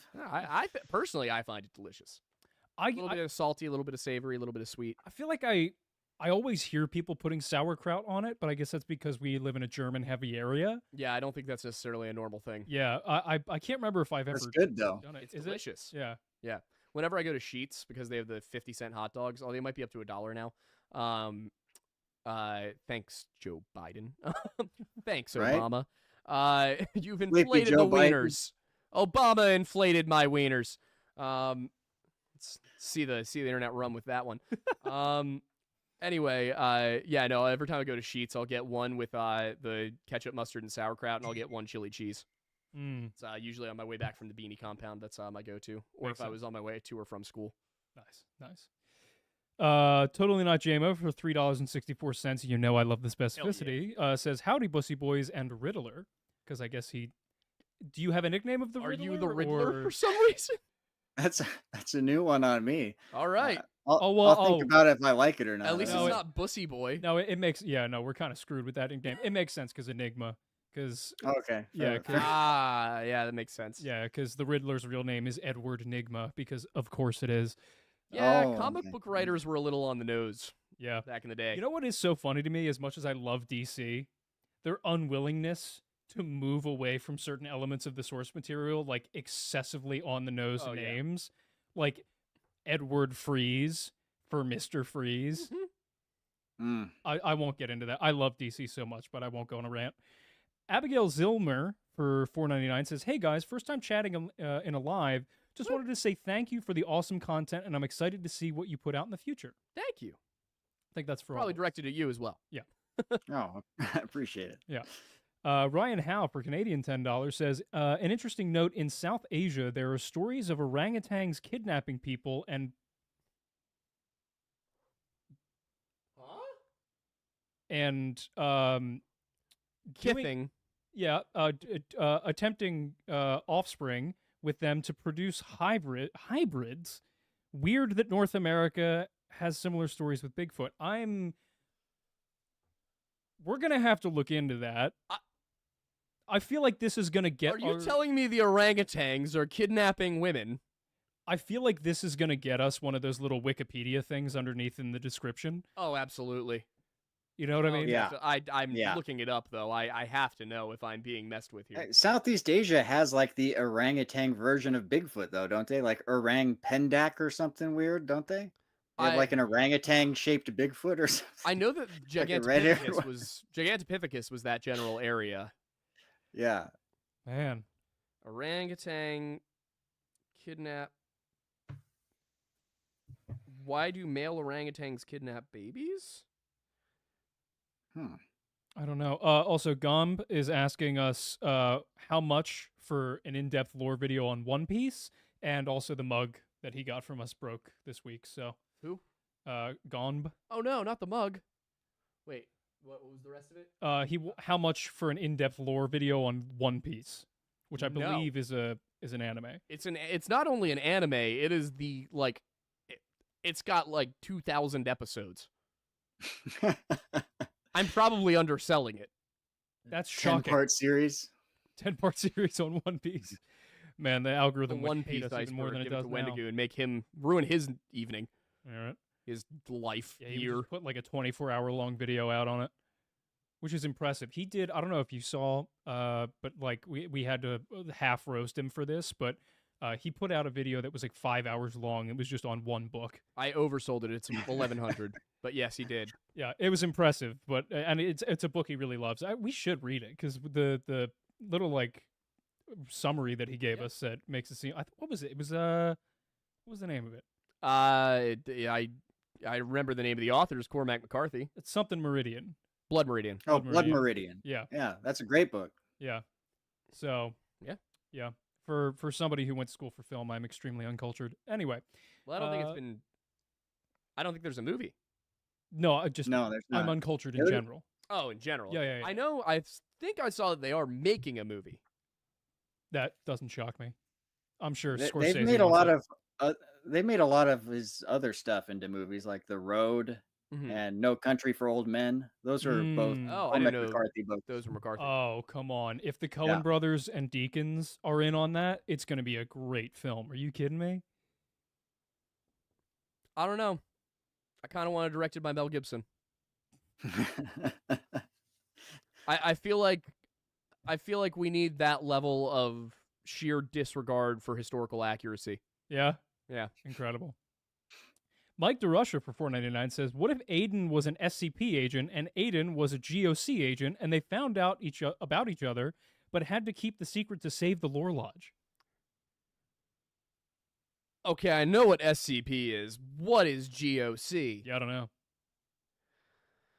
Okay. Do you have any idea? No idea. Yeah, I've heard of SCP. I've not never. GOC. I've Global never been Occult fully... Coalition. What is it? Global Occult Coalition. Interesting. You would probably be that one. I think they're the bad guys. Oh, Mm. maybe that'd be me then. I'm they're the adversaries to the SCP whatever foundation. So they like the vault. I'm trying to figure. Vault. They have a pentagram as their logo. That's always cool. Yeah, always a good time. Yeah. Local legends Bert Moran for $2 says McCandless worked for 4 months or a few months. It looks like they might be the good guys. They're also good guys. It seems like. Bert Moran, give us more info about that. What do you say? That was a good story. That McCandless worked for a few months in a town near him. Oh, right. Be very interesting to know about that. Yeah, 100%. Caster for $5 says, if Bigfoot didn't snatch people for natural immunity or flu, like the Spanish flu and forward, it would kill them off. Plus, bubonic would end them, no penicillin. Well, bubonic didn't end us. Yeah. So, bubonic plague would actually affect a population like that a lot less severely than it affected us. The reason bubonic plague was so dangerous to humans was urbanization. Yeah. Yeah. Like, yeah. If humans, there's a reason it didn't do well. Obviously, cold was part of it, but there's a reason it didn't do well in Northern Europe. Whereas in England, where there is unusually fertile soil and as a result, an unusually high population for the region, it was devastating. Like it was, I think something like half of the English population died. It's crazy. Yeah. Spoon for $4.99 says, have you heard of Tyler Goodrich? He's a missing man from my hometown. He was last seen jogging in the woods at night, which is just a great idea. I haven't heard of it, but it's going on the list. Yeah. I see you writing it down. You're putting it on the list. I'll look at it. Yeah, take a look. Tyler Good. Yeah, just another PSA, because it seems like we're doing a lot of these tonight. Don't jog alone in the wilderness, please, and thank you. Oh, this is recent. How recent are we talking? Like an article published 2 days ago says 6 months after Tyler Goodrich's disappearance. Wow. As in, this is like same timeline as Smith's Falls. Which, by the way, I do want to give an update on. I received an update. A man who knew Greg Morius, the first of them to go missing in 2021, confirmed to me that it was definitely not foul play. I don't want to give away too many details. Aside from saying that, from what I understand, Greg was a bit troubled, so to speak, and it was not foul play. Got it. Are you going to give a formal update on that in like our next video? Next time we cover it? Yeah, probably next video. Okay. Next video that's around on the same topic. So like 2 weeks from now, probably? Yeah, probably. Yep, fair.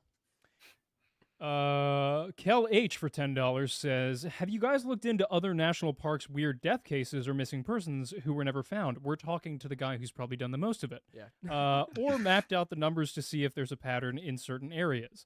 This is a question for you. It must be. Yeah, I don't see a pattern though, because if we're talking about cases of like truly unexplained deaths, those are so rare. And they're rarely in the same place.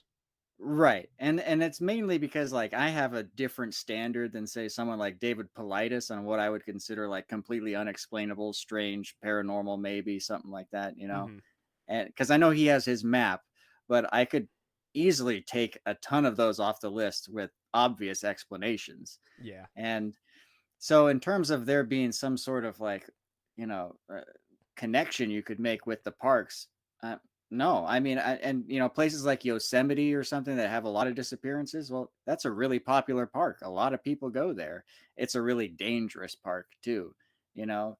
Contrast that with something like Yellowstone, which has like a lot of roads going through it, easy Hmm. access to places like, you know, uh, the geysers and stuff. It's completely different, you know. And so I don't see any connections there. But like I said, in terms of cases that I personally consider to be like actually strange, possibly paranormal, unexplainable, there's so few of them, you know. And you know, if you've seen my video I did on Carl Landers, that's, you know, the one I put at the top of the list. It's a Mount Shasta Hmm. case, which is known for a lot of strange stuff, granted, you know. And I think his disappearance, uh, I can come up with an explanation. I just don't like it because it doesn't fit very well, Yeah, you know. it's been a really long time since we looked into that one. From what I remember, the area in which he disappeared wasn't particularly large, and it was There's rather yeah. flat. Not flat, but like rather open. Yeah, there's nowhere to go, you Yeah. know? Like, yeah, it's an Avalanche Gulch. When I was there, you know, it there's nowhere to hide, there's nowhere to fall. And if you go to your left or to your right, there's just steep ridges on either side of you. That old man, he was already sick and moving slow. There's no way he could have climbed them. And there's just it's like, where did he go? Right. You know, normally in mountain, like people when they vanish on a mountain, I'm usually kind of like, oh well, that's almost expected in a way. Hmm. This case, it's different. Yeah. You know, the snow on Shasta, especially in that area, melts every season. His body's never been found. His Yeah. gear's never been found. No backpack, nothing. He had all kinds of stuff with him.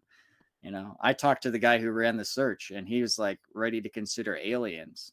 You know, he's so confused And that this was, no one could be found. I assume this was like a national parks guy or a sheriff's guy. Yeah, sheriff's worked for the sheriff's office. Yeah. You know, Yeah. I haven't looked into it recently because every time I have, I've been like, what is there to say? Like, there's just that he just disappeared. He just vanishes. it's a real case where it seems like someone just Yeah. vanished. It's and I see a similar one to that in my opinion is Tom Messick, which obviously a little bit different in that there were a lot of places he could have gone missing. But given how condensed the area was, and assuming he didn't walk off on purpose, he should have been found at some point. The only in those cases, the only thing that I see that makes sense is if they somehow ended up underground. Yeah. Well, and in that case in particular, it's not only just the condensed area of the like actual surroundings, but how many people were around him at the Yeah. time that he supposedly went missing. Like they were at least at the start all within eye shot, at the very least earshot. Yeah. And when we were up there, we tested it. I mean, you could go even next to a road. You know, when I was standing on the road, you went like 100 yards in, and we spoke at conversational room level and could hear each other crystal clear. So, you know, if something had happened, one of The the people. GoPro picked me up. Yeah, exactly. So one of the people in that area would have heard if something went wrong, and you know, or potentially have seen it, unless, like you said, you know, there was the one theory of the guy. I don't know if you saw our video on it from like 2 years ago, but we spoke to a guy up there that said that around that area used to be a lot of sawmills, and Well, one of the we things, looked into that, and the sawmill wasn't in the right spot. it wasn't. But you know, the that's the only feasible idea of like he said there's these old sawdust piles that are up there a lot, you know, in different areas, and that over time these piles, like, you know, will be essentially filled in with like surrounding foliage and things like that. But as they age and as they start to decompose, it's basically like quicksand. So if you step into one, you just fall down like 8 feet, and you know things will That's just pile interesting. in on top of you. So it would make sense Yeah. in that regard. It would sound like a slight gush of wind, and then you wouldn't be able to scream out of it. But like For- you said, that the area is not exactly correct Yeah. for that. From what I understand with the Carl Landers case, he there was like there wasn't anywhere to go forward, right? Like he had to turn around and come back. Well, their idea, what he was moving super slow. He Uh-huh. was already known to be the slowest guy anytime he went on a hike, and he was suffering from altitude sickness Mm-hmm. on Mount Shasta, so he was even slower. And so while his friends were taking down camp, they said, "Go on ahead. We'll catch up to you real quick because he's Mm-hmm. moving so slow." They were going to meet up at Lake Helen, which is Mm-hmm. almost like a base camp halfway up the mountain. Mm-hmm. Where there was a ranger up there and a bunch of other people, right? And he never And they made were it up there. expecting that. There's no evidence that he ever did, Yeah. So he just you goes know. missing in this weird. And and, Yeah. and we're talking 900 feet in elevation gain, and to an area where you can pretty much see from where their camp was to where they were going, Mm-hmm. you know. But they weren't watching him, Yeah. you know. And there was tons of people on the mountain going up and down that day. When I posted the video, a lot of people said avalanche Mm-hmm. doesn't fit. No one saw any avalanche, Yeah. If and there was an someone avalanche, would somebody have. would have said something. There was a ton of people on the mountain. No one saw anything about an avalanche. It's the only possible explanation that I even put forth for it was that somehow he got the second wind of a lifetime and pushed on up, made it to Lake Helen, and then decided to keep going. Which, based on what I But remember from the conversations they had with him that morning, right, very unlikely. seems so unlikely. Yeah. If he even made it to that Lake Helen area, he would have, I guarantee you, stopped to rest because Mhm. he was exhausted. But the only way you can really give a rational explanation for it is that he made it up there and kept going and disappeared somewhere beyond where anyone ever thought he could get to. Mm-hmm. And that's why I say I can give you a rational explanation. I just don't like it. It just Yeah. doesn't fit. I don't like it either. Yeah. Oh. Next is from Mike DeRustra for $4.99 saying, wearing flannel with a wood background is appropriating Gen X Pacific Northwest culture. The lack of cigarettes and leaded gasoline is just insulting. Okay, to be fair, cigarettes indoors are not are against the rules now. We're not allowed to do that, and leaded gasoline made the boomers all very angry. Yep. The lead stare. Mm-hmm. Yep. Yeah, also, I mean, And I'm in Washington, so it's like, Yeah, it works Yeah. for him. He's Come on. only missing the Gen X part. yeah. Well, and we're Yeah. basically living in the Pacific Northwest now with how much it rains now here. Yeah. It's crazy seeing the climate graph of the last 15 years. We used to grow up like the area we lived in was basically like what was it, a temperate rainforest kind of deal in the summer, and then just like blizzards in the winter. And now between late September to even now, it's just like Pacific Northwest. It's like every other day is just like gentle rain with overcast skies. Oh my god. Yeah. Which I'm sounds not about upset right. Yeah, That's what I see when I look out my window right now. love that. That's what I see when I look out my window right now too. Except our window is a Oh yeah, Pacific Northwest themed. yeah. It looks like the Cascades or something. I don't know. Yeah, it's not a real window. No. I see was that. I was listening to Pearl Jam a little earlier today while helping Kat move. So, Oh, nice. and I got the Yeah, long he's hair one of the going. best things he's one of the best things we made out here. I just 100%. listen to whatever the Sedona Tap House downstairs is playing 24/7 because they never turn their music down to a reasonable volume. His apartment is Atop a Sedona Tap House. yep. Sedona Tap House, where you can get mediocre food at high prices and annoy your neighbors. That apparently is the.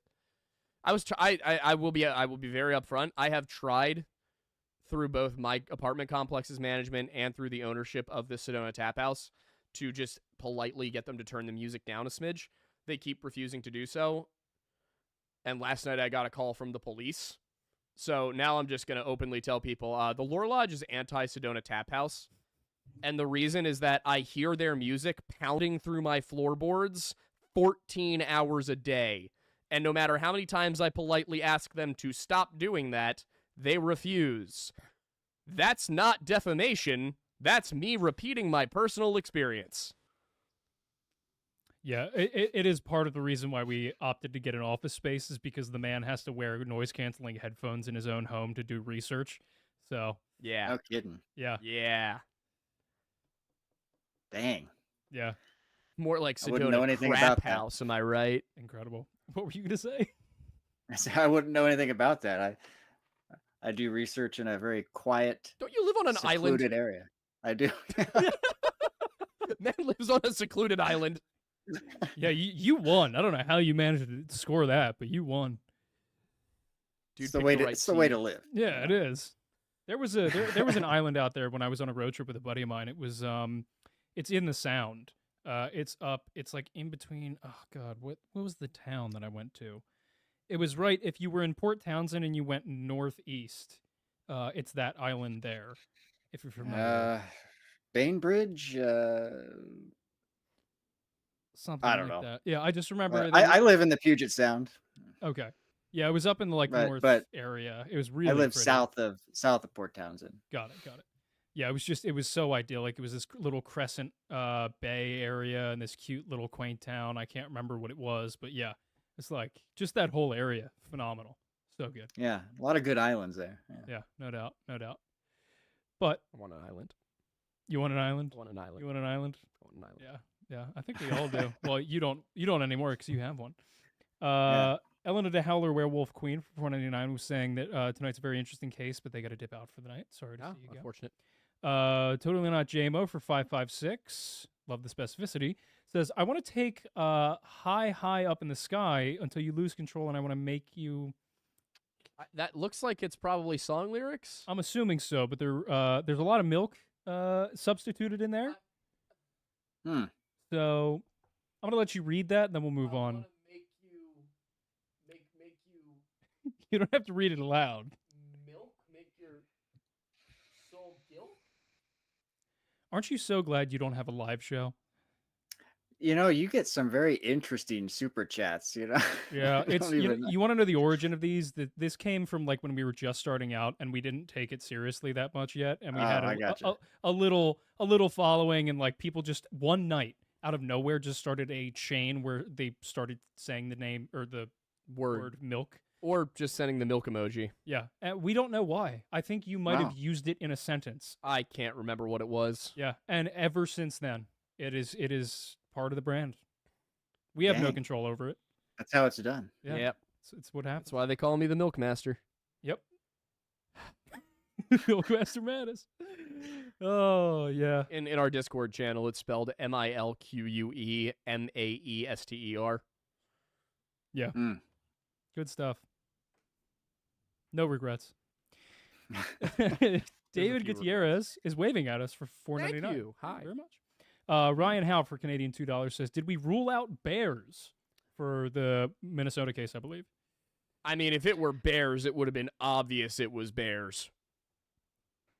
And that was never mentioned as being very like big in the area. I'm sure there probably is bears nearby, but there was a known pack of timber wolves in that wilderness. And that's, I mean, even if you substitute bears for the wolves, we're still in the Same same problems. place we were.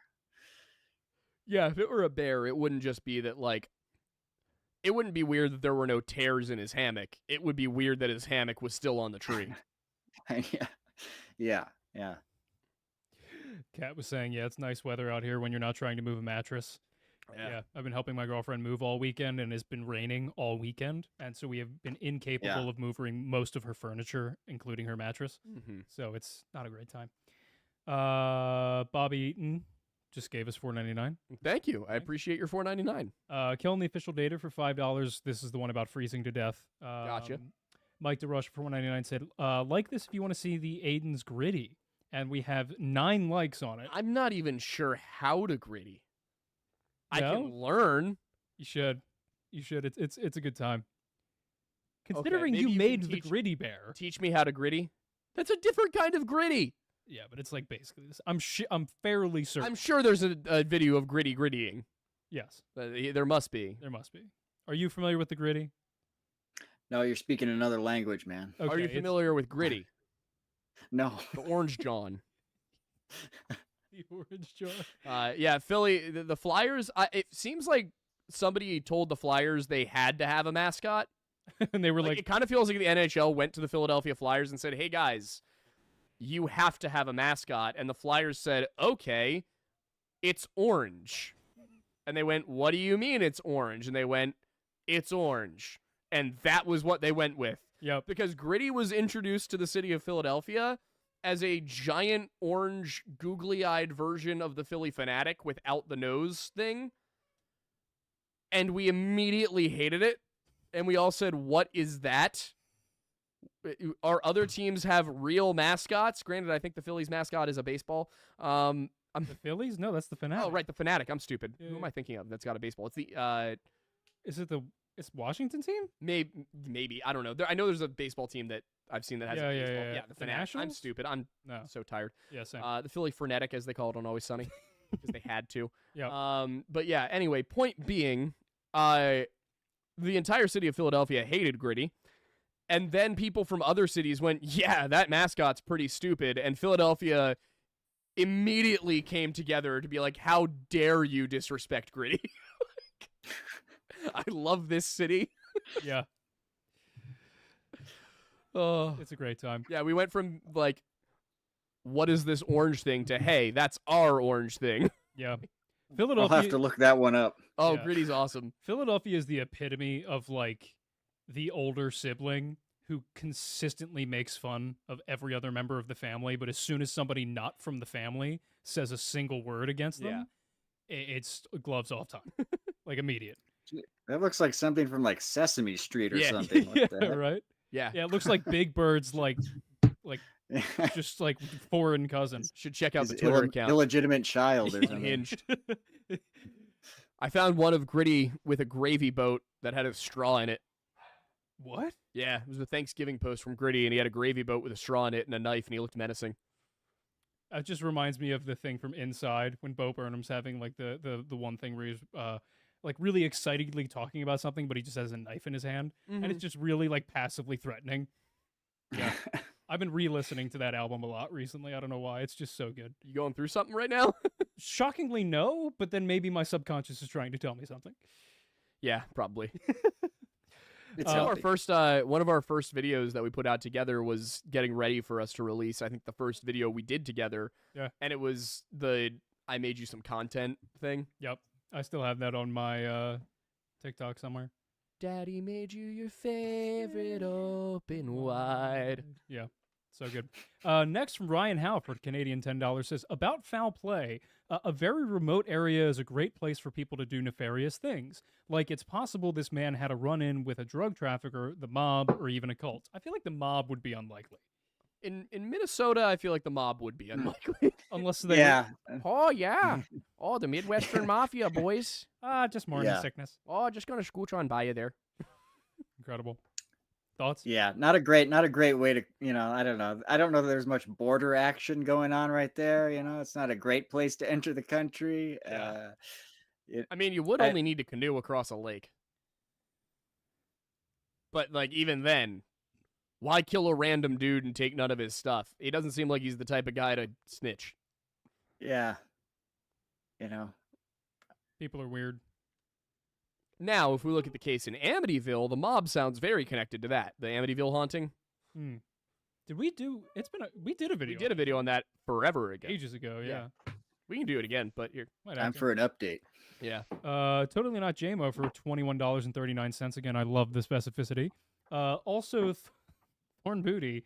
This one's about being serious. The P-47 Thunderbolt is superior in dive and overall speed, also firepower and durability, but the F4U is faster in climb and is more maneuverable dogfighting. On this channel is my favorite show.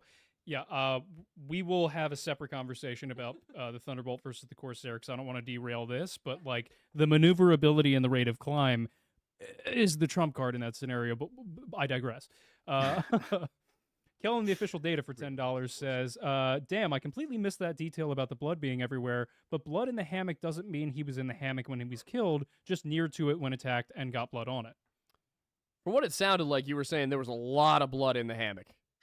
Yeah, and here's the thing. You can't really say he wasn't in the hammock when he was attacked because remember, his shoes were under the hammock. Yeah. So unless he was walking around in his socks out just on the ground for whatever reason, then, you got to think when he was attacked, whatever happened, he had his shoes off. And if he had his shoes off, he was probably in or very, very close to his hammock. Mm-hmm. So, if his shoes were still on, then, I'd be more on board with that.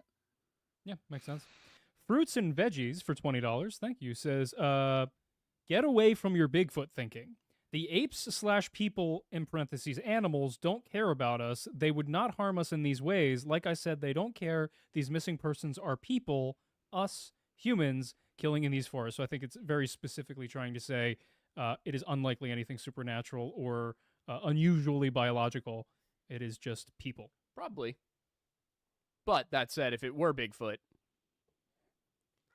it'd be cool. As far as I'm considered, that counts as people. Yeah, that's a good point. Based on all the research you've done on it. Yeah, and in my opinion, Bigfoot is people. Fair. Maybe like excessively large people. But not even that excessive. Yeah, we're talking like 7 feet. Yeah. Weird? Yeah. Impossible? Not in the slightest. Thoughts?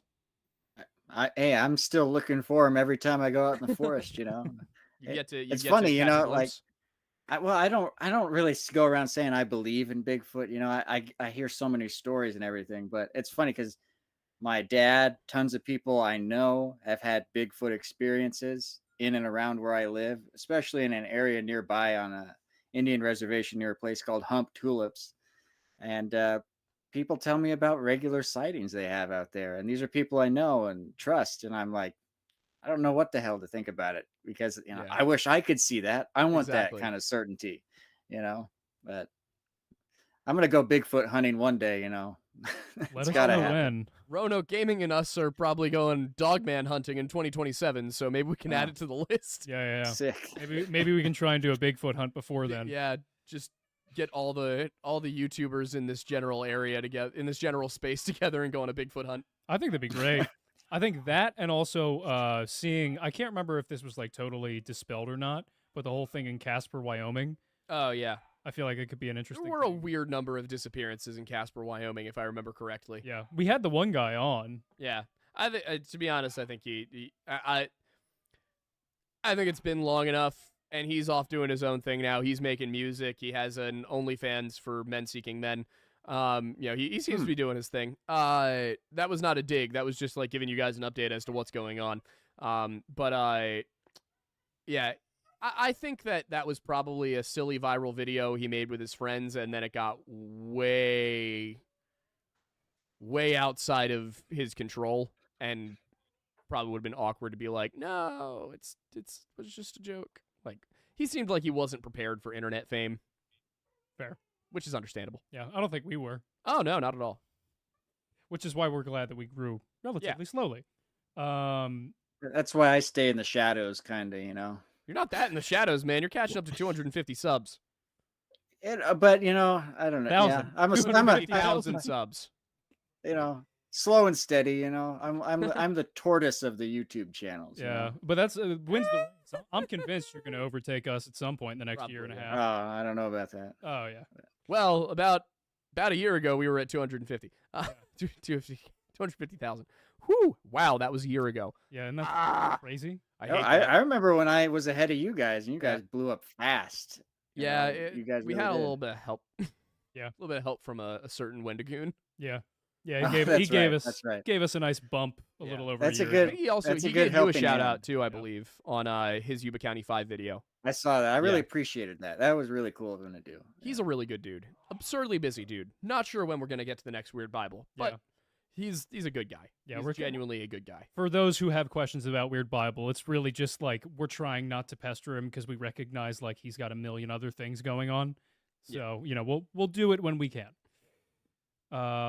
Caster for $5 says, if there was a giant humanoid with few numbers, then outbreeding would give numbers an immunity. Also, why would they not use guns if they are that smart? Well, I mean, they'd have to have access to them. We talked about the breeding part with Roanoke a couple weeks ago, but as far as why they don't use guns, they'd need access to guns and ammunition. It could be a choice. Yeah.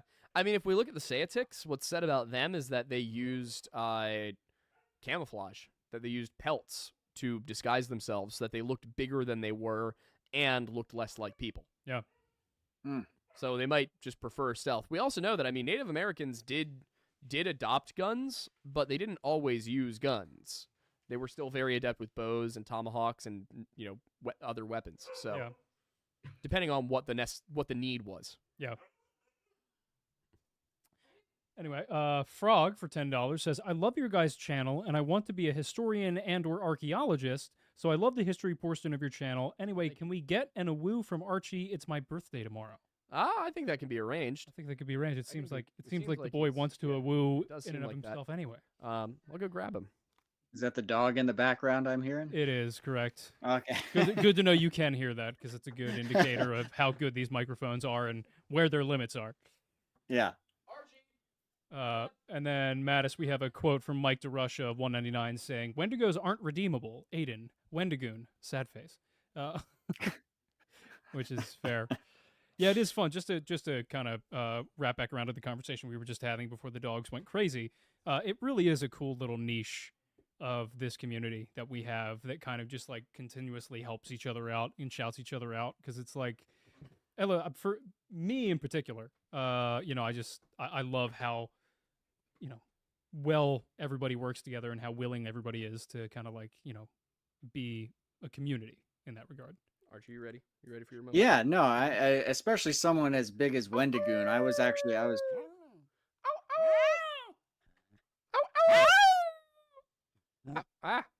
lost him. look at that on command.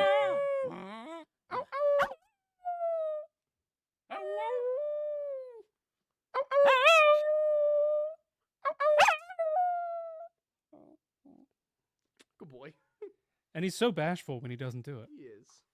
Anyway, sorry, you were saying? No, yeah, I was just agreeing with you, and I was even surprised when Wendigoon shouted me out on the Yuba County 5 thing. He's such a big channel. It's one of those things where I'm like, wow, he watched my video. Like, that's good. And I could hear he got a lot out of it, which it was cool. It was cool to see him not say that like the Yuba County 5 story everyone had heard before. Yeah.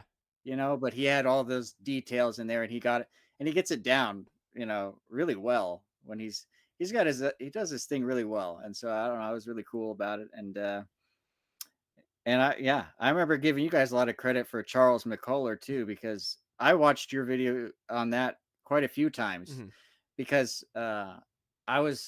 you caught some things that I didn't, just about the timeline and I was kind of using you to bounce my thoughts off of, in terms of foul play and stuff. And so, and I don't do that with like any other channels. When I'm like, if I'm doing a case that you've covered, I'll watch your video on it because I want to make sure like I'm getting everything, so it's a good way to like bounce. And if I do that, I make sure to shout you out for it. Yeah. I'm sure we do the same thing with you. Like if there's something you've covered that I haven't, I watch your stuff. Yeah, no, so that's I'm glad people can support each other on, and it's not like, not to rag on Politis again, but he's always been about like, oh, it's theft of my work or something for someone else to talk about a case, and it's like no one owns a case. Yeah, this is somebody that something happened to. It's like, so isn't the entire point everybody trying to like figure it out, and the more minds Right. you can put in the think tank, the better. So if you're really trying to be out here and do something good and provide closure to the family or provide, some form of answer that might help somebody down the line, you'd want other people to be able to contribute. Yeah. right. I mean, it's at the end of the day, what we're doing here is basically just investigative journalism, and when you do that, you've got to expect that people are going to use your work at some point, and all you can really ask is credit. Yeah. So. Right. You hope it gets built off of, someone builds off your work and so on until you get something resembling the truth, Yeah. Every step of the Yuba County 5 thing, the more people I interacted with, the more I felt like I had a complete picture, because we talked to you about it. We talked to Tony Wright about it. You had him on too, didn't you? Yeah. Really, real smart guy. Yeah. It Knows it well. I talked to Wendigoon about it back when we were down there, like, and I really felt like coming out of the Tony Wright one, especially after having all of that background, I was like, okay, there are some things that can kind of be ruled out here now. Yeah. That I didn't think were before. So it's definitely, it's good that in this niche, at least for the most part, people are, sharing is caring. Yeah. Yeah. The next one from Totally Not JMO for $5.69. Love the specificity. I'm going to paraphrase this one, my boy. Essentially asking, what if the man in the main case we were discussing this evening, if he was partaking in an extracurricular and God came down and smote him like Dr. Manhattan?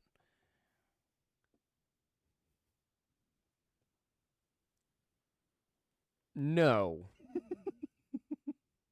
Okay, say that one more time into that camera. No. That is not what happened. I don't know very much about the case, but I'm pretty positive that's not what happened. Well, I'll stay open-minded on it. Can't rule it out, so. Oh, that's phenomenal. Mike DeRusha for $1.99 says, really? No one else has $1.99 to see a gritty?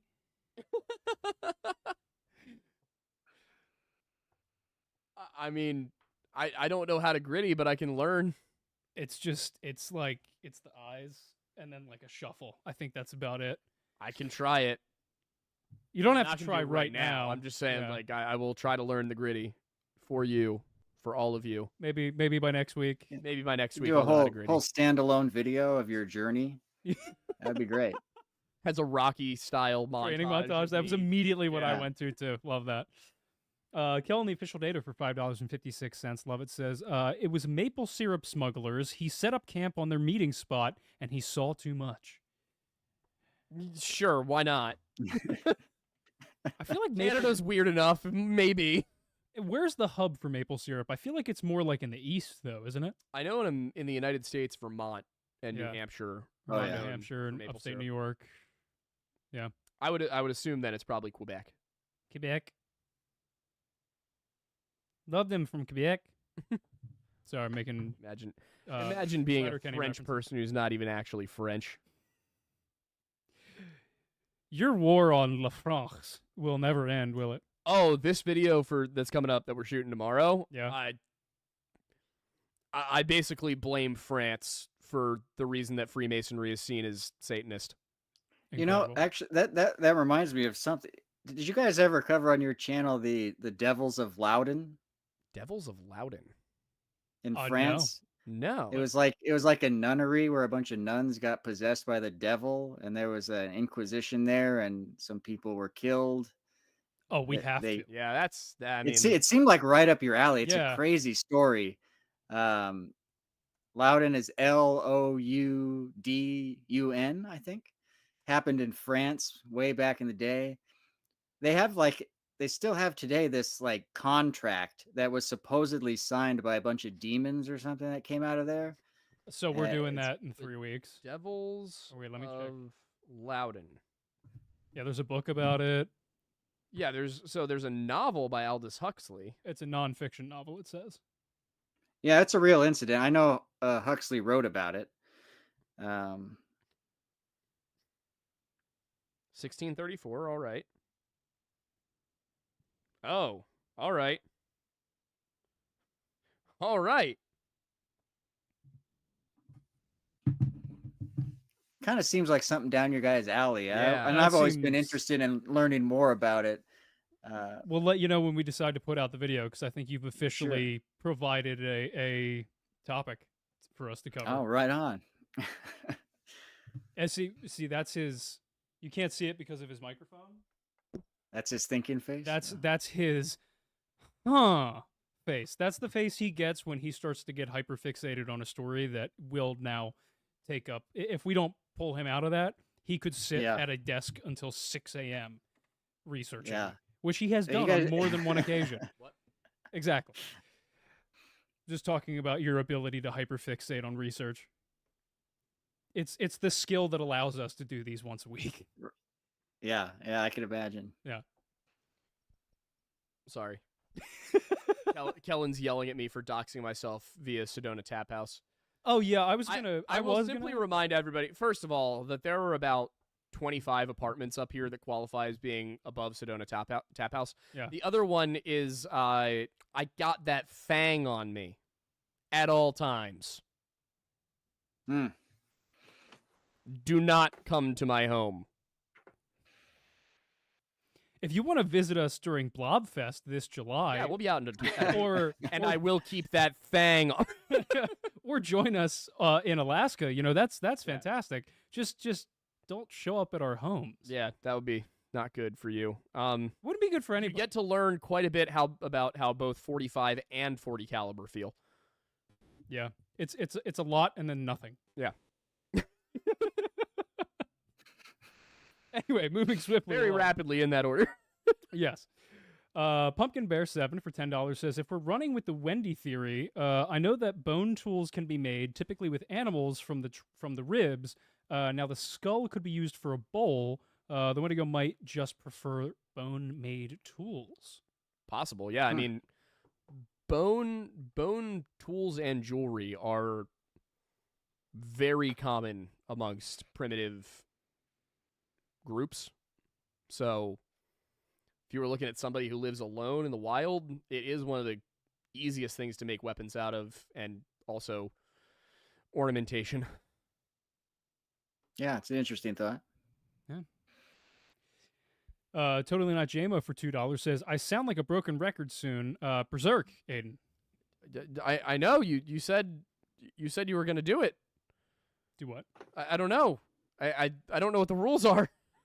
You remind people what he's talking about? Oh, he said if he super chatted $250 and sent me a copy of the book, the manga Berserk, would I read it? And I said yes. Has he sent the super chat? I don't think so. I don't know if it's collective super chats, in which case you're gonna have to keep track of that one. Oh, you haven't read Berserk before? No, I don't. I'm not big on the whole manga and anime thing. There was a weird amount. Neither am I. But that one I have read. I think All it's right. the only one. Fair. If you liked it, I will consider, the fact that I might not hate it. But I don't know. There was a weird. Usually the kids who watched anime and were into anime in high school were the ones who got bullied. I went to a very That's true. weird school for 4 years where I got bullied for not watching anime. So Yeah. uh, I just never got into it. I was too deep in like I grew up when I was in middle school. I was watching like House and How I Met Your Mother and all that exactly. stuff. That's with the my thing is when parents. everybody was watching anime, I was watching Supernatural and Yeah. NCIS. Yeah, exactly. Like, Right. So we had a weird childhood in that regard, but yeah, any of the cartoons. there's a reason we turned out the way we did. Yeah, there is. Well, any of the cartoons I watched were usually like Justice League or Batman the Animated Yeah. Series or any of the Nickelodeon stuff. So Yeah, I was a big SpongeBob guy. yep. Big fan of the SpongeBob. Don't worry, Captain. We'll buff out those scratches. As I say in French, Bob l'éponge. Amazing. Mhm. Omelette du fromage. That's a Dexter's Lab Omelette reference for du anybody who's a good fromage. Cartoon Network 90s kid. There was a Cartoon Network television program called Super Monkey Robot Team Hyperforce Go, and nobody seems to remember it but me. No, I remember it. I remember the name. I never Okay. watched it, but As long as it's not just me. Not to be confused with Codename Kids Next Door. another great show. I was always curious Or about the show Samurai about Jack. the I never watched it. Fast food that is alive. What the? On Adult Swim, whatever that was called. Aqua Teen Hunger Force? Yeah, that's it. That's it. You wait. The guy holds up the book and it's like, that says the Bible. You question the words of the mighty Jimmy? Yeah, horrific. What did you grow up watching? Just out of curiosity. I didn't have cable when I was a kid, so I just had. But there's a show that no one seems to remember, but it was my favorite show as a kid. It was a cartoon called Mighty Max. That was a sounds It familiar. does. He had a cap that created portals to different times and places, and he was followed around by a giant Viking and a chicken man named Virgil, who was very wise. And oh my God, it was amazing. Had some, I'd still watch it today. Some of the episodes were like really dark. People died, It was I loved it. Had lots of creatures and stuff in it. Great storylines. That sounds like Always interesting. that sounds like a It's blend. very 90s looking. It sounds like a blend between Courage the Cowardly Dog and Ed, Edd and Eddy. If anybody's familiar with either. of I those. vaguely remember this. It was very much. It had a very similar animation style to Scooby Doo. Okay, that makes sense. Contemporary Scooby Doo. Yeah. Obviously, as we all know, the best Scooby Doo was What's New Scooby Doo. With the greatest theme song The ever greatest written. theme song of all time by Simple Plan. We saw Yes. them play it live. It was phenomenal. It really was great. Like that's a core memory for Yeah. sure. That was a good time. We're closing in on the super chats from before 8. All right. Just heads up. I don't think we mentioned that at the beginning. I don't think we did, and I feel bad about that, Yep. but It's okay. maybe we prioritize based on relevance from here on out. Yep. We can do that. What do we got? Somebody said buy dog treats. Okay. Like Russia. We got the awoo already. Party like it's 1776 for $21.73. Love the specificity. Said, Very specific. it's so good. So good. I love the specific numbers. It's amazing. From what I know of animal scavenging, they would have taken the arms and legs and meatier parts that would have left the head and other parts with less flesh. But this almost seems like a reverse with these bones. That's true. What was his name again? Was it Jordan? Yeah, Jordan Grider. Okay. You know where else the heads went missing? Oh. Nahani? Mm-hmm. Interesting. Yeah. Thing. Because animals don't usually take the head. No. Like, it's the skull's too thick. Unless it's still attached to the rest of the body, they're not going to. Yeah, exactly. Yeah. So. Yeah, they didn't find like anything from the guy's torso, basically. No spine, even, you know? As far as I can that's recall. weird. Just like it seemed like little bones from, you know, the limbs. Which is what? Yeah, because usually usually animal scavenging, they'll eat the torso first, the torso and the abdomen, and then they'll either drag the whole body off, or they'll remove and carry off the legs. Yeah, as what Party Like 1776 was saying, that's the meatier part. That's the more valuable element of it. I wonder if they checked around for bear caches. Still wouldn't make a ton of sense, but maybe scavenging. Yeah. You could find the rest of his body, is my point there. Yeah, that's fair. But all right. Kellen said Dingo got the baby without disturbing the tent. Cakes for $9.99 says maybe look into Cullen Finnerty, ex-NFL football player that went missing in a river in northern Michigan. I've heard of that one. Minnesota, maybe. I have heard that one. I'm pretty familiar with that.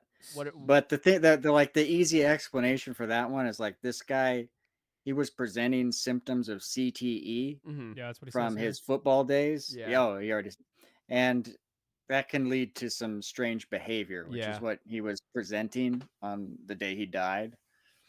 After seeing Antonio Brown's downward spiral, I have a lot of questions anytime it's an NFL player acting weird. Their bodies get destroyed. Oh, yeah. Yeah, it's pretty sad. But, Eclectic Debris for $10 says, can cell phone logs be searched to find unique devices in an area in that time frame? Even if there's no service in the area, phones going in and out would be logged. How many camp in Minnesota winter? I don't think they're publicly available. Yeah, you'd have to request them from the cell phone company as part of, a police or private investigator's investigation. That said, you could go and ask the cell companies, what phones pinged off those towers. The problem is phones typically only ping off of the tower once every 8 hours if they're on. That's like their check-in ping. That's if you're not actively using That's them, if you're not actively making a call, or I believe now sending a text on data. But yeah, they could look into it and see if anybody was in the area who made a phone call. But even then, you'd have to go and see if that person's location data put them exactly there, because otherwise all you're going to get is a general triangulation based on cell phone tower coverage. Yep. Can be difficult to pinpoint. Yeah, you might be able to tell which tower it was closest to. Right. But that's only going to give you a kind of general section of a circle. Yeah. Any further thoughts, Nick? No, I other than, I think I could be wrong, but I think this area has terrible reception to begin with. But, so it's one of those things where, like I said, it'd be the perfect place to commit a crime in a way, a place where someone can't call for help, and there's natural predators to take care of the body. Yeah, and it definitely doesn't sound like it was self-inflicted, because, as you said, he went into town to buy supplies, like, right before. Yeah, right. You don't usually plan for the future if you don't plan for there to be a future. True. All right, there are only a few more relevant ones here if we want to finish those out. Echo Warrior for $19.99 says, what cryptid in your minds has the most chances of being real, And could you explain why it would be the Windossi and how not to die in pursuit of its affections? As far as what do you think the most likely one is to be real? What do you think, Nick?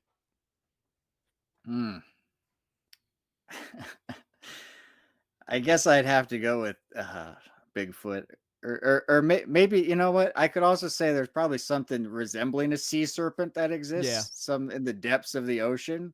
I could buy that, maybe something like that. I don't. But yeah, I think I'm in the same boat on that.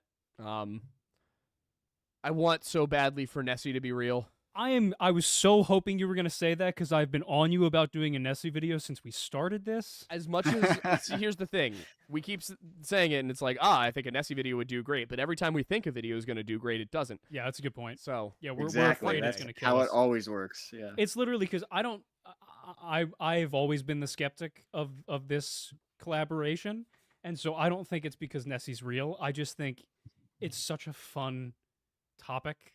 And just the amount that's around it is so entertaining. And like, I keep getting notifications from different news outlets on my phone every like couple months of like a new Nessie thing popped up. And I'm like, we got to do this. We just never get around to it. I think they did like then some environmental DNA thing in Loch Ness, to see what animals live in the lake. And Yeah. I think they didn't really find anything unique, but who knows? Yeah. You never know. Could just be a turtle with a really long neck. There you go. It's not a particularly old legend either. From what I it's from like the understand. 50s, right? 30s it became public, Okay. like worldwide knowledge. Also, this thing is That cutting one my ears, photo, so I'm man. trying to- That one photo. one picture. Crazy. But yeah, so as far as how to survive the Wendigo, on the other hand, the folklore typically says that there has to be some use of fire, but the historical accounts are pretty clear that an axe to the back of the head is sufficient. So it kind of depends. Are you talking about like the Wendigo's spirit, or are you talking about a person who's being described as a Wendigo? Good question. Wendigo spirit, you're going to need to, like, cut out its heart and burn it. Was the white ash thing supernatural, or was that something we covered? White ash was skinwalkers. That's it. Although there are a lot of weird burials on the East Coast and in the Southeast that involve white ash. A lot of these mound burials. I'm wondering if it has some form of like early attempt of antimicrobial effects. It might be. It also might be. It might be some form of mummification, or not mummification, but like embalming. Yeah. But also, I believe white ash is seen as a purifying kind of thing because it did just come right out of a fire. Yeah, same with like fire and stuff like that. Makes sense. Martyr Mouse for $10 brings up a really important point. What a here. name. I know, it's pretty cool. In most places in the U.S., public urination is not just a ticket anymore. It's very often felony criminal sexual conduct that will put you on a sex offender list for the rest of your life, dumpster or no. Which is, I gotta say, like, I understand the intention behind that, but good God, man. like That's only if you do it near a school or something, I think. Well, that's what I thought, but this, I mean, and we'll have to look into it, but this Yeah. is making it seem like it's a little bit more widespread now, which is like, I get it. Yeah, you could accidentally be exposing yourself to a minor or another person, but the intention is obviously, I have to pee. yeah, like I think intent does matter in criminal it justice. is important not to do those things, but also if that's going to be a law, there needs to be a law about available public restrooms 24/7. Yeah, like you can't tell me that There I you can't go. pee. I like if I go behind a dumpster in a secluded alley as far away from people as I could possibly be to relieve myself, and a cop happens to pull up and he charges me for indecent exposure. God, come on, man. Like, Yeah. Yeah, I mean, how about indecent looking for my pee-pee? Hey, like that, Mr. Cop. incredible. So anyway, we're going to be starting a super PAC for getting I'm running for office. Yeah, for 24/7 public restrooms availability in all major and minor cities. Mattis will be running as an Now, independent. let me be clear. We will place public restrooms in every building and park. and also in the sewers and phone booths, public buses. I ordered a drone strike on an American teenager in Yemen. We will also be putting these into airports. Incredible. And next to rivers and waterways, so that Yeah, people yeah. have. We're gonna put a lot of signs next to the waterways that say bathroom other way. Yeah. Just go around. Other direction. She's not pretty enough to drown. She's not pretty enough to drown over. She's not pretty enough to drown is a much worse thing to say. I meant she's not pretty enough to, like, drown yourself over, just to be clear. We're moving to the next question. Oh, boy.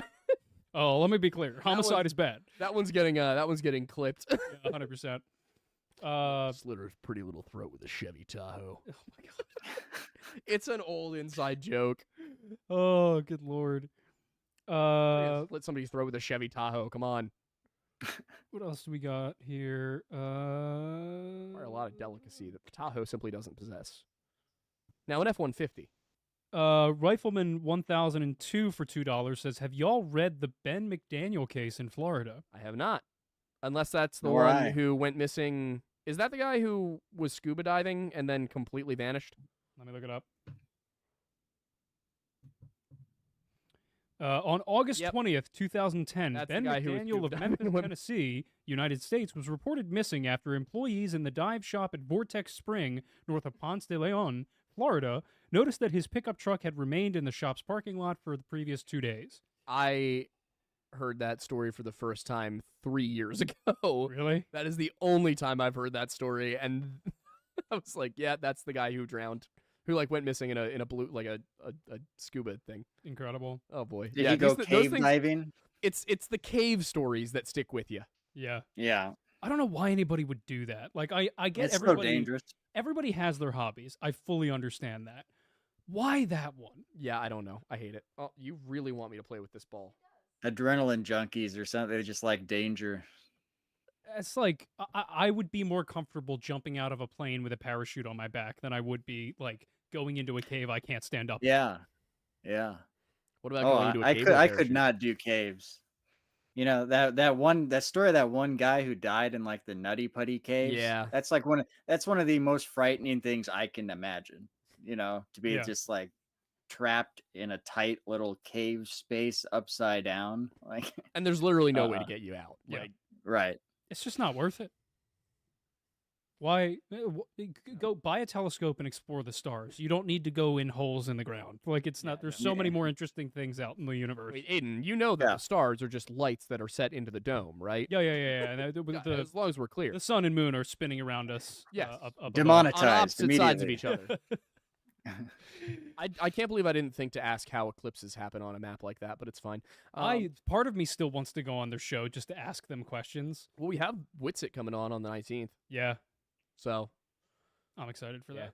It's not like I honestly, I'm just genuinely, there are so many questions that I could ask where I feel like I'm eventually, there's either going to be redundancies that reveal a hamster wheel, or we're going to get to a bottom where there's a short circuit and then there's a realization. Yep. It's either going to be one or the other. Well, I can tell you it's not going to be the latter. Depends on the person. Flat Earth, people who believe in the flat Earth, their brains break. When as like, I don't know what it is, why they insist on believing this, but as soon as you get down to the brass, you get to the facts of it, and they can't deal, they can't cope. Yep, they can't cope. Incredible. John De La Vina for $4.99 says, when does Nick hit the road and when will we see reports? So I think those are two things you will be able to elaborate on a little bit better than we could. Probably. Yeah. Well, now that we're getting out of winter and stuff, I'm going to be going into the Cascades to do some filming just this next weekend. And I got a big trip planned for the summer, like every summer I usually take like a big road trip and hit a bunch of areas one after the other just to kind of condense it down a bit. And then, it usually costs a lot of money. And in the end, I'm lucky to break even. But usually I just lose money. Yeah, that's how we were when we did the Tom Messick thing. I think we lost I think our expenses doubled what the video ever Right, ended up right. making. I just justify it by saying I'm getting like a kind of vacation out of it at the Yeah, same time. So I'm like, all right, fine. The videos, I'll have some on location stuff, but I'm not really making anything off it. So yeah, that's what we get. yeah. We gotta start doing more of that because I don't think either of us have taken a proper vacation in like 3 years. What's vacation? Yeah, Right. Yeah. You gotta slip it in with work. yeah, What Like is when time you off? guys go to Alaska, Alaska's your new vacation. Yeah, yeah. Enjoy exactly. it. It's so true. One of these days, we'll get to a point where we can actually afford to take a week off, That'd be but so nice. we'll get there. Anyway, Please. your mom chimed in for $20 saying that you get the hyperfixation from her. I believe it. Yeah, I can see it. We got another one from Coltrane for $10 saying the missing person case of Daniel Robinson in Arizona. Something to look into for both channels. Also, both channels are doing great work. Thank you. And that is the last one. What was that name? Was relevant. It was Daniel Robinson in Arizona. Yeah. But yeah, gentlemen, we went a little long this evening, but I appreciate Nick you sticking with us through it. I No worries. hope we weren't cutting into your night too much. But yeah, All right. Well, Ella, dude. Chill. anyway, Yeah, so, Nick, where can people find you if they don't know already? YouTube channel, The Missing Enigma. That's where all my content goes. I do got a Patreon. I got some content on there that's exclusive. Right now, there's a video on there that's like a big analysis of Missing 411, and it might stay up there because I feel like if I release it, people might you might be like kicking a hornet's nest or something. I don't know. But you can go to Patreon.